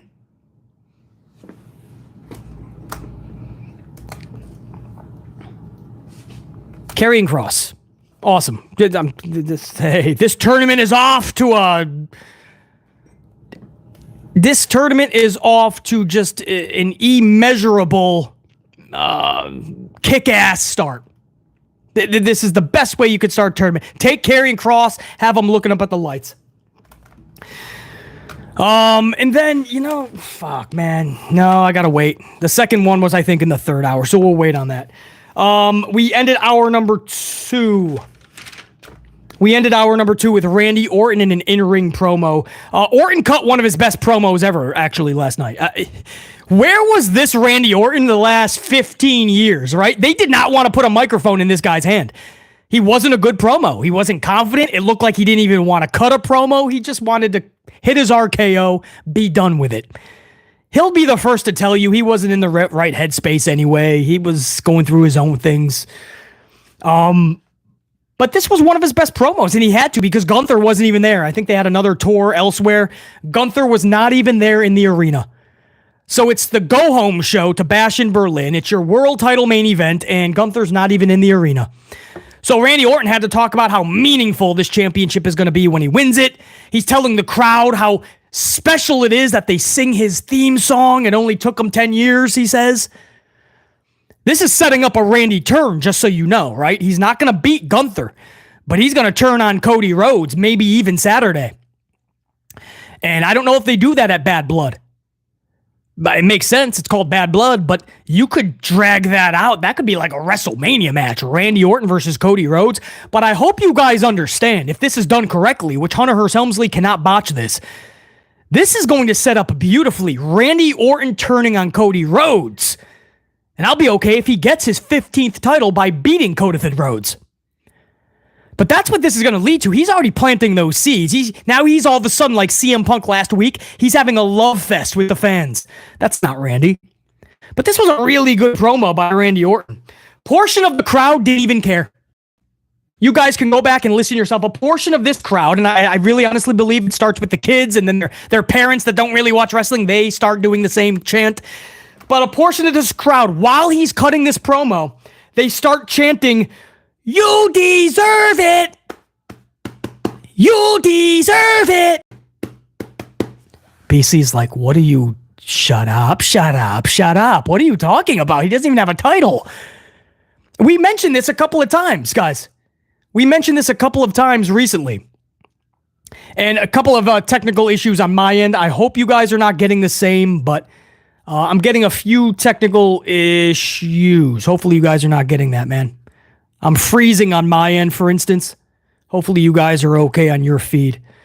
But I'm going to keep cutting this. Sometimes when it goes onto the replay, sometimes individuals will get it much clean. Tube will work out the kinks. But the crowd starts chanting, "You deserve it." And I'm thinking, we talked about this a few times last week. Like we're yelling, "You deserve it" for everything now. Everybody. It's all the heels too. Heels. Guys, Nia Jax got "You deserve it." Braun Breaker, "You deserve it." Gunther, "You deserve..." Gunther's been there for a cup of coffee.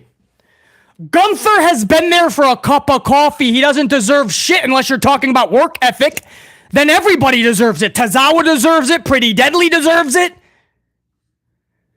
Kiana James deserves it. Kiana. Omos deserves it.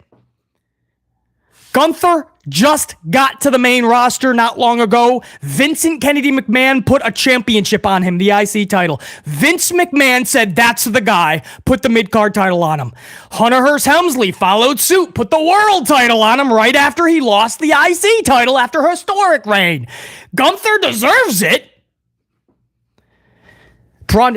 Gunther has not even been there for a cup of coffee. Braun Breaker has not been there for a sip of coffee. A sip.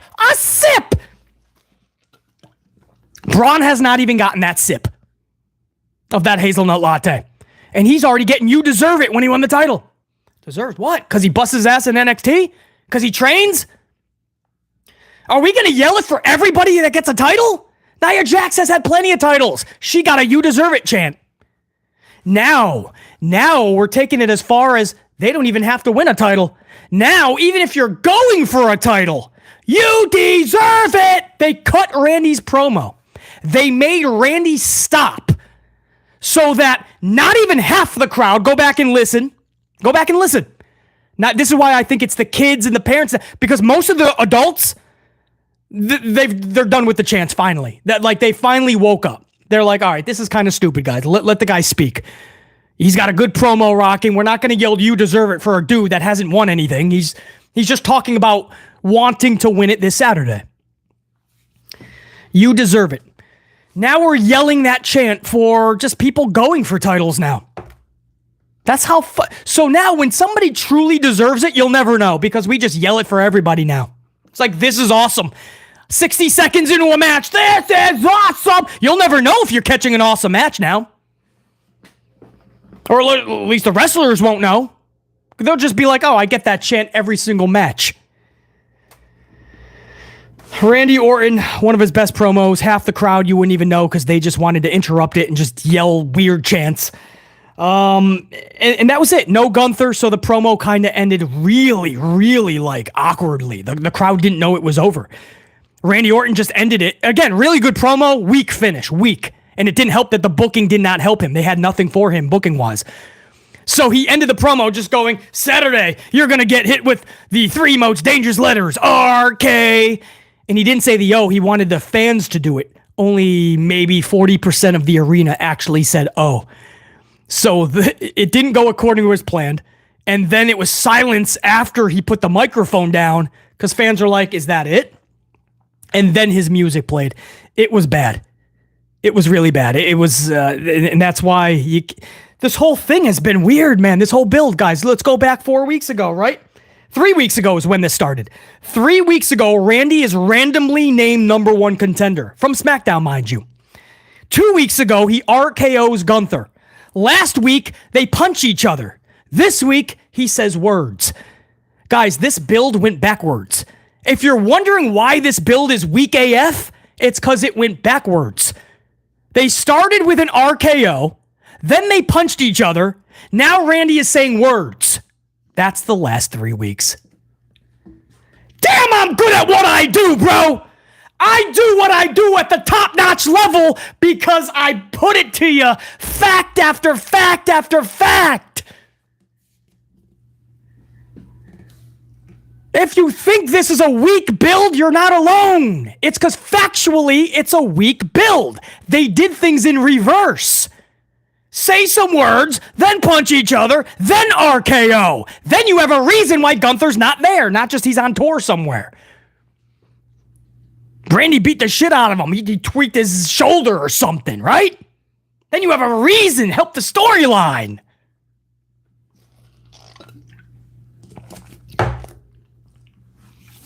This, on a card where you were even diehard, tribalistic WWE fans, like diehard, right? They hate AEW, that's just WWE, business is booming, Hunter is cooking. Even they're like, wow, that Owens-Cody match is weird. That came out of nowhere.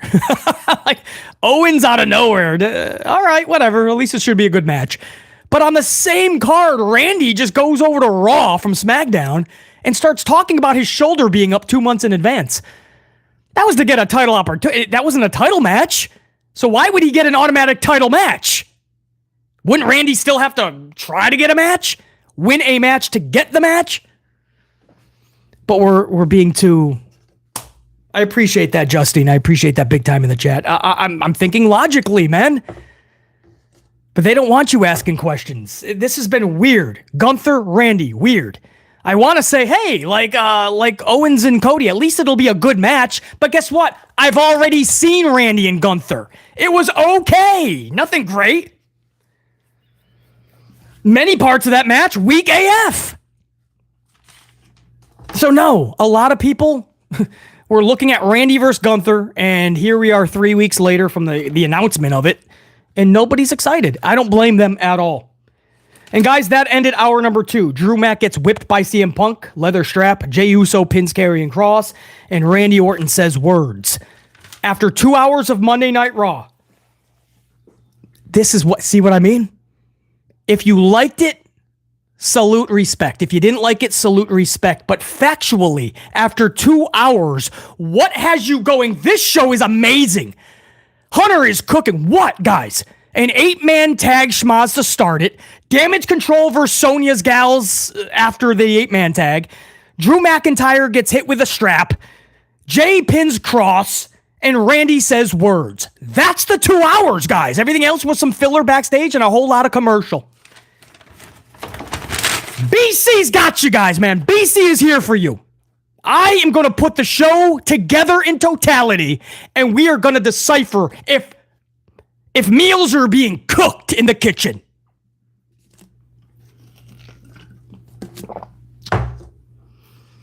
Hour number 3. The greatest part of this show, easily. Easily the greatest part of this show. Hour number 3, and hold on, I do not want to get backtracked, so I'm going to pause this right here. Before we get to hour number 3, I got to give a salute over to, oh man, a lot of you guys chucking coffee. Hold on, man. Carlos was up in here. Oh, come on, bro. I don't know if Carlos is still up in here live, man. Carlos Ray, 20 months of membership, by the way, that amplified gold from Carlos. Hey, BC, hope you're doing well. Salute. Carlos, right back to you, man. I wish I caught that straight up live. But that wasn't too long ago. Carlos, so good to see you, man. 20 months, here's to another 20. Sam Byers with a $5 coffee, by the way. Sam Byers, what's that super sticker say, bro? Incredible. Incredible, says Sam Byers. Thank you. I appreciate that, man. If this review isn't incredible to you guys every week, then I shouldn't be doing them. Sam Byers, thank you for the coffee. Big time, man. Also, I want to give a shout out over to Jimmy Fingers 19, $5 Booker T super chat. Jey Uso by himself is like Mark Briscoe by himself, and Kross is now the WWE Vets of Wall. Bro, Jimmy Fingers 19, I was thinking the same thing, Briscoe-wise. Where that love and respect is there. You want the best for, but you can't help but think, damn, that tag team was levels beyond everybody else. And it's the same thing, Jimmy Fingers 19 of the Usos. Like, I don't mention it often because I don't want to ruin the guy's singles run, but I really cannot wait till Jimmy and Jay reunite. And so I can have my tag team back. Unfortunately, for you guys that don't know, Jimmy Fingers 19, since he brought it up in this chat, those were my two favorite tag teams easily. It was the Briscoes and the Usos. Unfortunately, the Briscoes can be no more as a unit. The Usos will be. So we still have the Usos as a unit, but I always thought the same thing, Jimmy Fingers 19. And for Karrion Kross, is there coming back with that? Jimmy Fingers 19 also, I got to give a salute before I even read this. Jimmy Fingers 19 with a 20 spot, a mini banger bomb. Before I read that, let me give you a proper salute, Jimmy Fingers 19. I love seeing that, man. So, that orange is glowing in my... I don't know why those mini bangers are glowing in my chat. I fucking love it. As for Uncle Howdy, says Jimmy Fingers 19, nobody should be surprised how great his in-ring was. Presentation also good, but time to move on from Gable feud. And for the love of God, he has to remove all that fake hair. It obstructed his view. Jimmy Fingers 19, I got to give you another one first of all. Thank you, brother. Always good seeing Jimmy Fingers 19. Always supporting this channel by literally rolling the coffee up and chucking it hardcore at the channel. That hair, Jimmy Fingers 19. That hair was giving him issues that entire match. I know a lot of you guys did not watch this show, so you didn't get to see Uncle Howdy's debut. We'll go over this, by the way. But his hair is past his ass. Slight exaggeration. But for all intents and purposes, it's past his ass. There was a time he went to the commentator's table. He had like one of the lights in his hair, I think, or something like it was like stuck on him. I think my boy Bray Wyatt from high above, Wyndham, is going to be more than okay if Uncle Howdy walks into the barber shop, right? As Uncle Howdy, that's fine. We're not going to discriminate against uncles or howdies. Sit down and just tell the barber, just chop a couple inches off. Just chop just a little bit. Just chop that off because that was hard to watch a little bit. That's one thing in this presentation where it's kind of making it a little goofy. So I had to take a minute on this. And Jimmy Fingers 19 brought it up. I kind of wanted to talk about it. I didn't know if I was going to have the time because this is going to go long. Obviously, we're already over an hour and a half. But since we got a super chat, since Jimmy Fingers 19 starts the conversation, BC can swing that door open even wider. Jimmy Fingers 19, I completely agree, man. We have to at least take a couple inches off that hair, dude. As far as moving on from the Gable feud, they just gave you a pretty much, there was some schmozzery at the finish, but pretty much a clean victory. Sister Abigail, 1, 2, 3. There's not too much more you could do. They have to revisit Chad Gable and Otis. That ended so suddenly and so anticlimactically. I mean, we were all excited to see Otis turn on Gable. It just ended with Otis shoving Gable a little bit, and then they went their separate ways. And then Gable started this weird thing with the Wyatts, and so if you do go back to Otis, how do you go back and make people care again? But they ended that abruptly and anticlimactic. That Otis thing should have felt way more special. Anyway, great conversation starters, Jimmy Fingers 19, as always. A third swig from my boy Jimmy Fingers 19, bro. I gotta. Salute. All right, I'll start the third hour review right now, guys. I had to show that love over to Jimmy Fingers 19 and Carlos Ray and Sam Byers. So appreciate it big time. Hour number 3 was the best part of the show. This was Braun Strowman versus Bronson Reed. Match quickly becomes secondary as both behemoths battle up the ramp through Gorilla and into the parking lot, where Bronson would deliver a tsunami splash from on top of a cement wall. onto Strowman, who was on the roof of a motor vehicle down below. Strowman is on the roof of a car laid out. Bronson is going up a cement wall, and he dive bombs Tsunami status through Strowman, through the roof of the car. The car is completely rigged and beautifully, by the way. Little electrical sparks from the lighting from the roof. That electrical sparks start going off. The windows on the point of impact imploded. That was beautifully timed. You got to time that right. The second he landed, the windows imploded. Then, after 5 seconds, smoke starts filtrating out of from underneath the hood. So you see smoke coming out. The whole vehicle wrecked from this behemoth tsunamiing this secondary behemoth. It was so beautifully done. The best part of Monday Night Raw. It is a moment that is going to stand the test of time. When they replay moments from Bronson's career 10, 15, 20 years from now and beyond, that's a moment you're going to see in the highlight reel. When they go over WWE Raw highlights for this year in some type of video package for the holidays, that's one of the things you're going to see. That's what I mean about moments.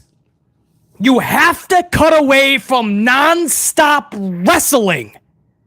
Moments. That's how we get behind individuals. That's how we care about shit. Now, if I see Bronson and Braun play it back, run it back, I'm going to be more inclined to pay attention. I'm not going to go make that coffee yet. I'm going to put that remote down. I'm going to go, wait, if that's what they did before, what are they going to do next time if they're back in the parking lot? What if they wind up on the street or on top of a roof? You're now excited because you got a moment.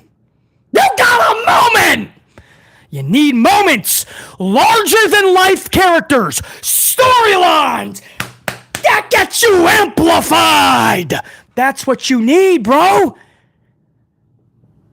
You don't need BC to preach this to you. You know this as wrestling fans. You know that these are the moments that captivate you. Even if it involves chugga chugga choo-choo Braun Strowman. That was so much fun.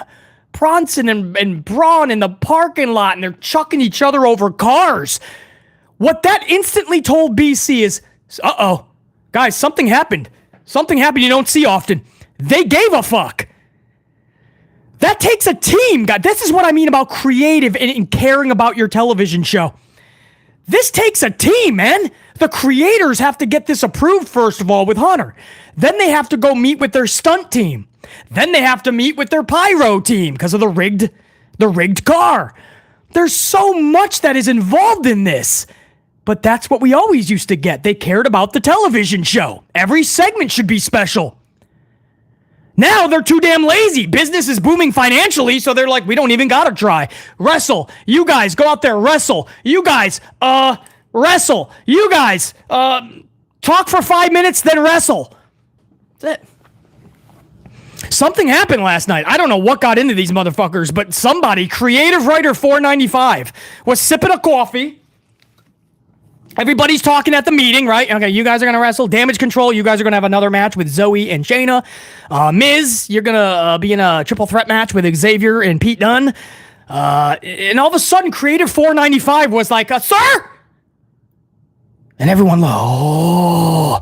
Because you're not supposed to raise your hand. Hunter Hearst Helmsley is doing his creative meeting, and it's supposed to be 5 minutes, and everybody gets to get out, right? Match, promo, match, promo, match, promo, match. Good night, everybody.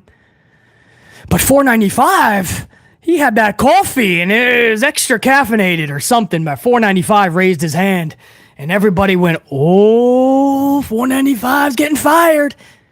But Hunter went, what do you got to say, 495? And 495 was like, sir, I was just thinking, what if, just hear me out, please don't fire me. What if we got creative for a segment? And Hunter's like, you son of a bitch. You stopped us because you want to get creative. This better be good. You have 1 minute. And 495 is like, 495 doesn't care. He's used to only having 1 minute, right? That's what she said. So, he's like, all right, what if Sir, what if during the match they brawl to the outside and up the ramp? They go into the electric board. We have the screen go in and out because of the electricity, and so you start that way.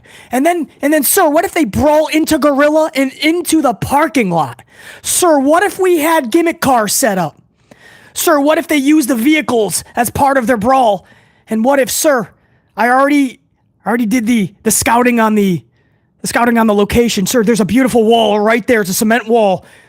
Bronson said he's okay with it. What if Bronson does a tsunami splash on the car, on one of the rigged cars? Sir, this will be a moment for a lifetime. And all the writers went, oh, he's getting fired now. That's super creative. There ain't no way you're with this company now. And they all looked at Triple H waiting to fire him. And Hunter Hearst Helmsley went, I don't have time for this. Approved. Do it. And then I don't want to hear from you for another 6 months. Something happened. They put together a creative, memorable moment segment. That's what happened.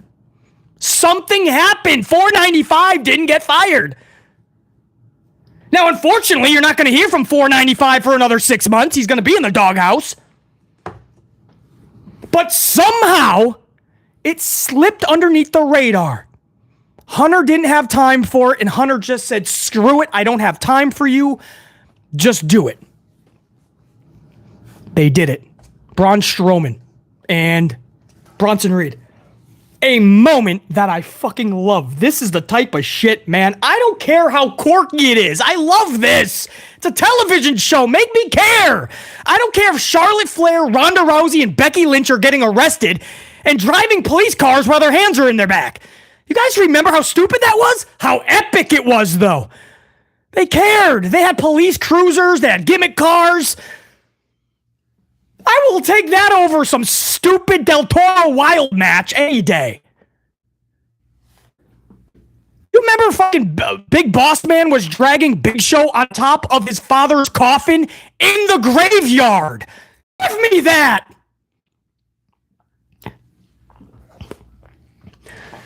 Stone Cold was battling Booker T in a supermarket. The Rock was getting his title tossed off of... No, The Rock was chucking Steve Austin and the IC title off of a bridge. A bridge. Stunts. A stunt team has to be brought in. The creative team, the approval squad, everybody has to be involved when you're throwing a human off a bridge. I've seen limousines explode. Limousines. I've seen monster trucks run people and cars over. We used to get these moments all the time. More of that, please. We should be getting fun stuff like that multiple times a week on Monday Night Raw. It's a 3-hour show. Every Monday night, there should be 3 topics like that we should be talking about. Did you see Io and Shayna go through the gimmick wall? They went through the wall when they were brawling in the locker room. They went through the wall. And then in the parking lot, did you see the tsunami splash? Did you guys see what happened with Liv Morgan and Rhea Ripley? Dude, Liv Morgan was running from Rhea. They ended up in the boiler room. And did you see what Rhea did to Liv Morgan? Gets you excited, right? Doesn't it?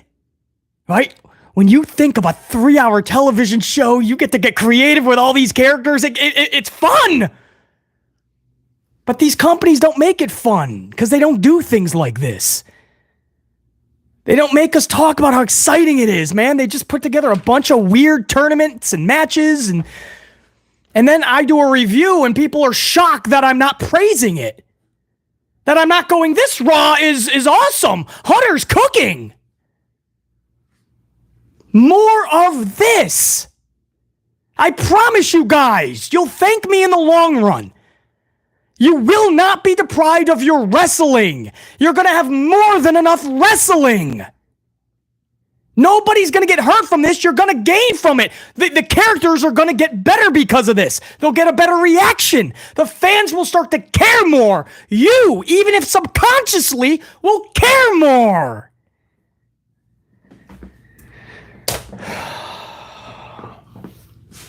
Guys, Guys, am I telling any lies? Am I BSing? You've all watched long enough. You know that this is how you get people to care. And then in the future, you can put on your 25-minute bangers with these individuals. But build them up first.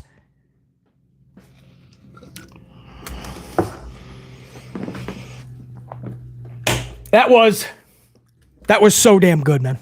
So damn good. I can't praise it enough. So that's a salute to Hunter. Salute to Creative Writer 495. To the rig team. The team that rigged that, to the stunt. Everybody had this perfectly. Stunt team, for those of you guys that don't know, they'll never let Bronson do that unless you have the stunt guy go up first. He's got to show him how exactly to do it. Then Bronson does the rehearsal on the big crash pad. And then you get to do the actual stunt. That'll never be performed without WWE stunt team, so that's a little behind the scenes for you guys. But that's what I mean about caring about your television show. It takes a village if you want to produce good television. It takes a village. Much love, guys, in this chat. I appreciate you guys big time, man. Just for understanding logic, right? It's common sense. I'm not telling you anything to make the product worse. I love this. I love professional wrestling. I want to see WWE succeed always. I want to see AEW, TNA, the local bingo succeed. You guys know when I speak this passionately, it's not just because I want to hear myself talk. It's because I want this to be better. I want to see more on a 3-hour show than just this segment that was so good. Take it elsewhere, man. Build up the... Wrestling has always been about larger-than-life characters, right? People we care about having these storylines and feuds. Too much today. We're just seeing a bunch of wrestlers do wrestling matches. And you guys know I'm right. Most of these matches, nobody even cares about. The live crowd is yelling, "This is awesome and you deserve it." Everyone else is like, is it awesome? Miz, Xavier Woods, and P.D. Dunne. These dudes wrestle for 10 minutes. P.D. Dunne pins Miz off of bitter end. The crowd couldn't care. You guys can go back, listen, watch yourself. The crowd could not care about this. Nope. P.D. Dunne, man. You had this guy in a tag team with Tyler Bate, mostly in NXT.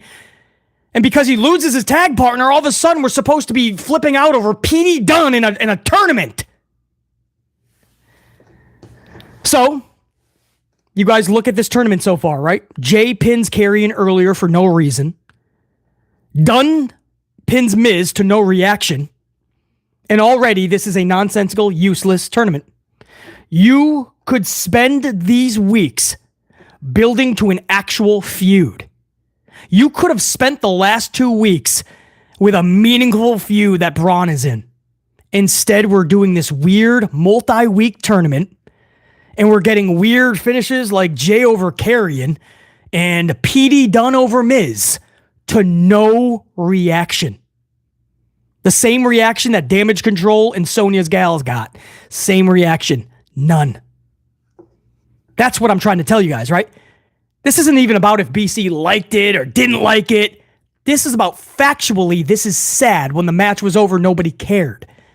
That's what BC is trying to explain, right? Like, this has to be done better to the point where even the live crowd who shows up to chant everything and anything at all times during a match, you're even starting to silence your own crowd.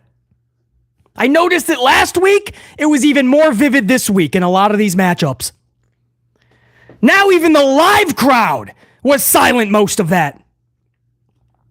You could have, instead of doing a lazy, redundant, nonsensical, useless tournament, because that's all we see now these days is tournament after tournament after tournament, not even for titles anymore. Now, it's tournaments always just to get a number one contender. Instead of doing that, you could have been spending the time building an actual storyline, an actual feud. They don't want to do that anymore. And Braun Breaker, meanwhile, just sits backstage and cuts 60-second promos every week. That promo last night, another fucking snooze fest. What happened to Braun Breaker? He won the title. He's irrelevant now.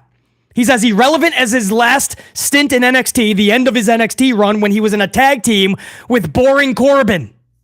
Same thing. You put a title on him and now he's not even on the show. We're going to wait a month to get a number one contender. And what's it tell the roster, by the way? Doesn't matter if you lose the number one contender tournaments, because you're going to have another opportunity the next month and another tournament the next month and maybe a battle royal to decide the number one contender the next month. Every month you're going to have a chance to become number one contender. Every month. It doesn't even matter anymore. Same with the tag teams. Every single few weeks, you're going to have a new chance to be a number one contender. PD Dunne pins Miz. Crowd could not care less. Main event, Uncle Howdy versus Chad Gable. Referee inadvertently taken out for the finish. The Creeds attack Howdy. Wyatt's even the odds. Eventually, we wind up back in the ring with the referee resurrected. And Howdy hits Sister Abigail on Chad Gable for the victory. Nothing over the top booking wise. This was pretty standard, right? Howdy has to win. It's his in-ring debut, and he does. Sister Abigail, Chad has to look up at the lights. I know that sucks, guys. I hate seeing Chad lose too, as often as he does.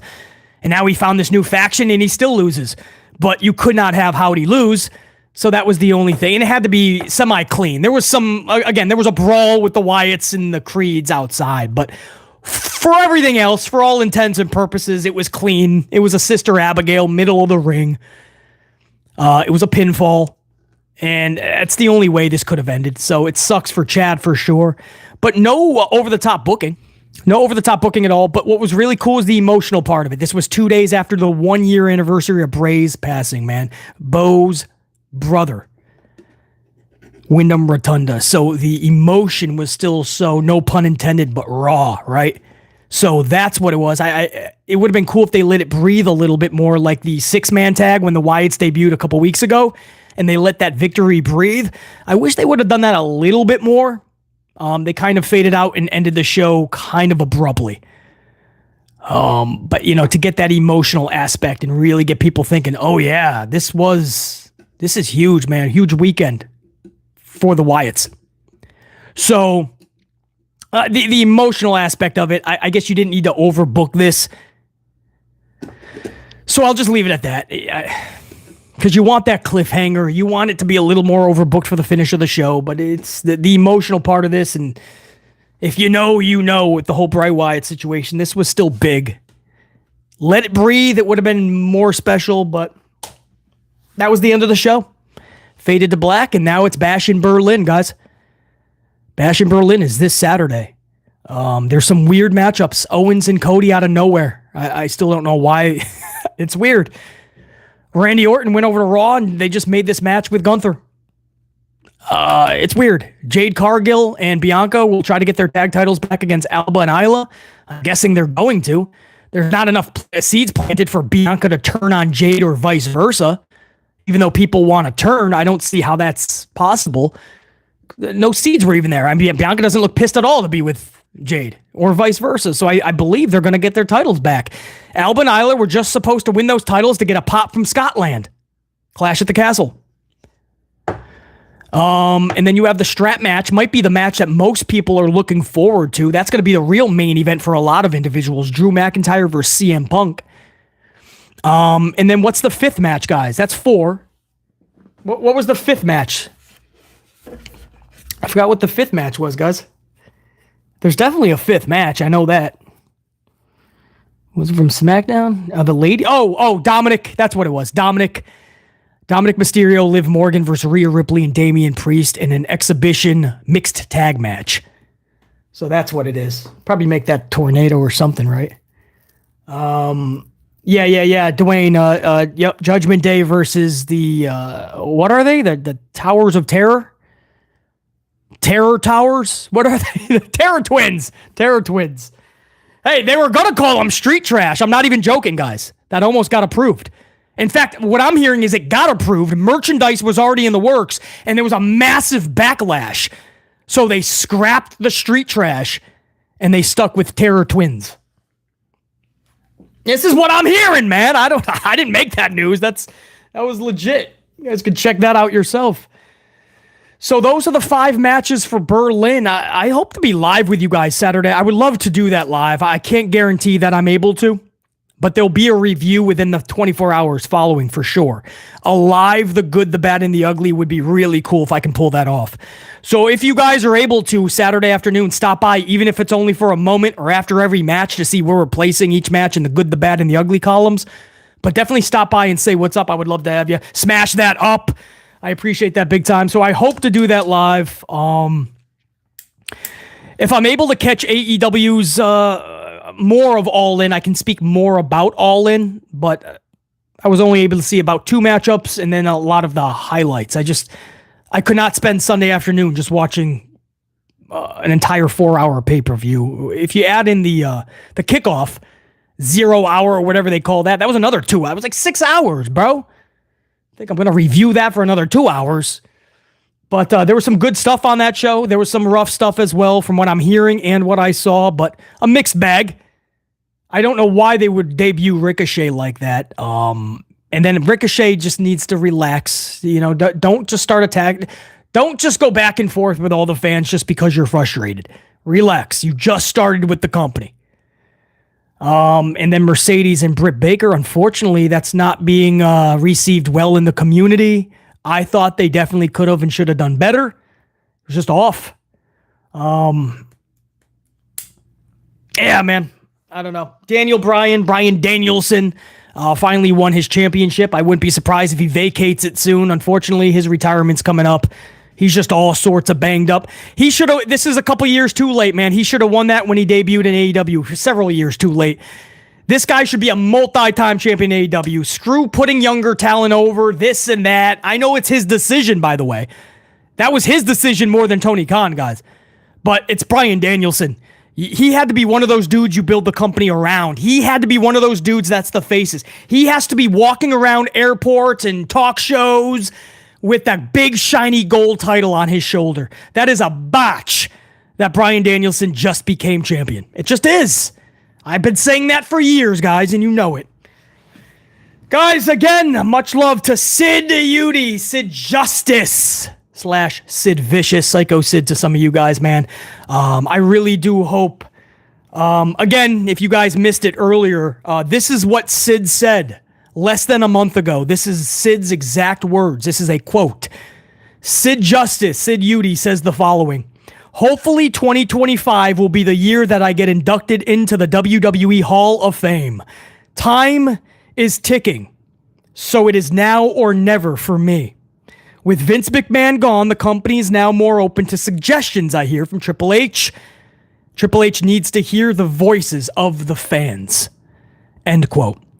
So less than a month ago, Sid was making his plea, and it would end up being his final plea to get into the Hall of Fame. Unfortunately, WWE just never let him. He was hoping maybe 2025. He knew that was going to be his last opportunity. So he was trying to get Triple H to hear him, Hunter Hearst Helmsley. From what I know, according to his after post, is that nobody made contact with him after that post. Not even Hunter Hearst Helmsley. So I think the right thing to do here, even though, yeah, it's too late, but in some realm, it's never too late. 2025 was his hope. I say we keep that alive for him and we put him into the Hall of Fame in 2025. Those were his last words on the subject. So now I say have him go in. Again, Sid's last words on the Hall of Fame talk. Hopefully 2025 will be the year that I get inducted into the WWE Hall of Fame. Time is ticking. It is now or never for me. Unfortunately, he never was able. He was never able to get that call. He was never able to be inducted, or at least not alive. So that's a sad thing, how much it meant to him. You know what I mean? That's what's sad. It shows you how much the Hall of Fame would have meant to him. He wanted to be around for it, to see his family and loved ones be a part of it. This company, they don't understand, man. It means the world to a lot of these individuals. Put whatever bullshit you have on the side. This is Sid. We all know, if you're an older, you know Sid should have been there years ago, bro. Put the bullshit aside. This is Sid. You're putting Rey Mysterio in when he's still wrestling. Putting celebrities in because they appeared 1 or 2 times. Put the guy in, dude. Put the guy in. This was not a jobber. This was not a mid-carder for any of you guys that don't know too much about Sid. If you do your research, I promise you, you don't even have to. Take my word for it. But upon your research, you're going to see this dude was a main event larger-than-life wrestler. He held WCW titles. He held WWE World Gold. He was in WrestleMania main events with Hulk Hogan. This is not a flash in the pan, guys. This guy put some of the biggest moments in my childhood and many of yours. And he's not in the Hall of Fame. Anyway, yeah, it's going to meet too, Judgement, if I keep talking about it, so I'm going to leave it just at that. Thank you guys big time, man. I know this was on a half an hour notice. This is the only way I could do this. Most of you guys will catch us over the next 24 hours. So to my replay unit, thank you. Sorry I didn't give you guys I didn't have enough time to give you a heads up. But to my replay unit, I appreciate you guys big time. I know this is not live. It would have been great if you were able to catch it live. I thank you big time.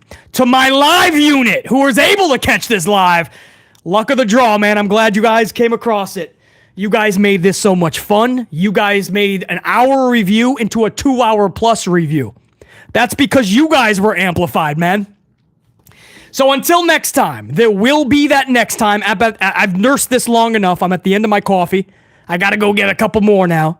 I got to whoop Tuesday's ass. And very, very soon in the near future, we will do it all again, man. If there's big news, BC will have it for you on the channel. Obviously, SmackDown will be the go-home show, and then we got Bash in Berlin. It would be really cool if I'm able to do that live. Thank you guys big time, man. We'll do this again soon. Salute. You guys want to go long? The last several times, nobody's been able to catch this. I'm going over 75 yards. Aaron Rodgers is in awe of the arm. Aaron Rodgers is shocked I'm throwing it 75 yards into the end zone, Hail Mary status. But if nobody's catching it, come on. All right, I'll do it, man. I'll do it. Let's rock it. Let's do it, man. Let's do it. You gotta go. Stegmeister, man. The problem is everybody's in the same route. You gotta cut right, Stegmeister. Cut right. Diagonal slant. Diagonal slant. You gotta go. Hey, Judgement, take a left, will you? You're in Stegmeister's way, so both of you guys are gonna go for the ball. You're gonna drop it. Flip. You gotta go back. Cut back, man. You're 86. I can't throw it 86 right now. Not today. I need more coffee. Cut back a little bit. Flip. Mikey. Crossover, you and Eric Leno are running simultaneous. I don't know who's who at that point. You got to switch up a little bit. All right, Ron C, put the one up or put your hand up. Catch this, Ron C. Somebody catch this, all right?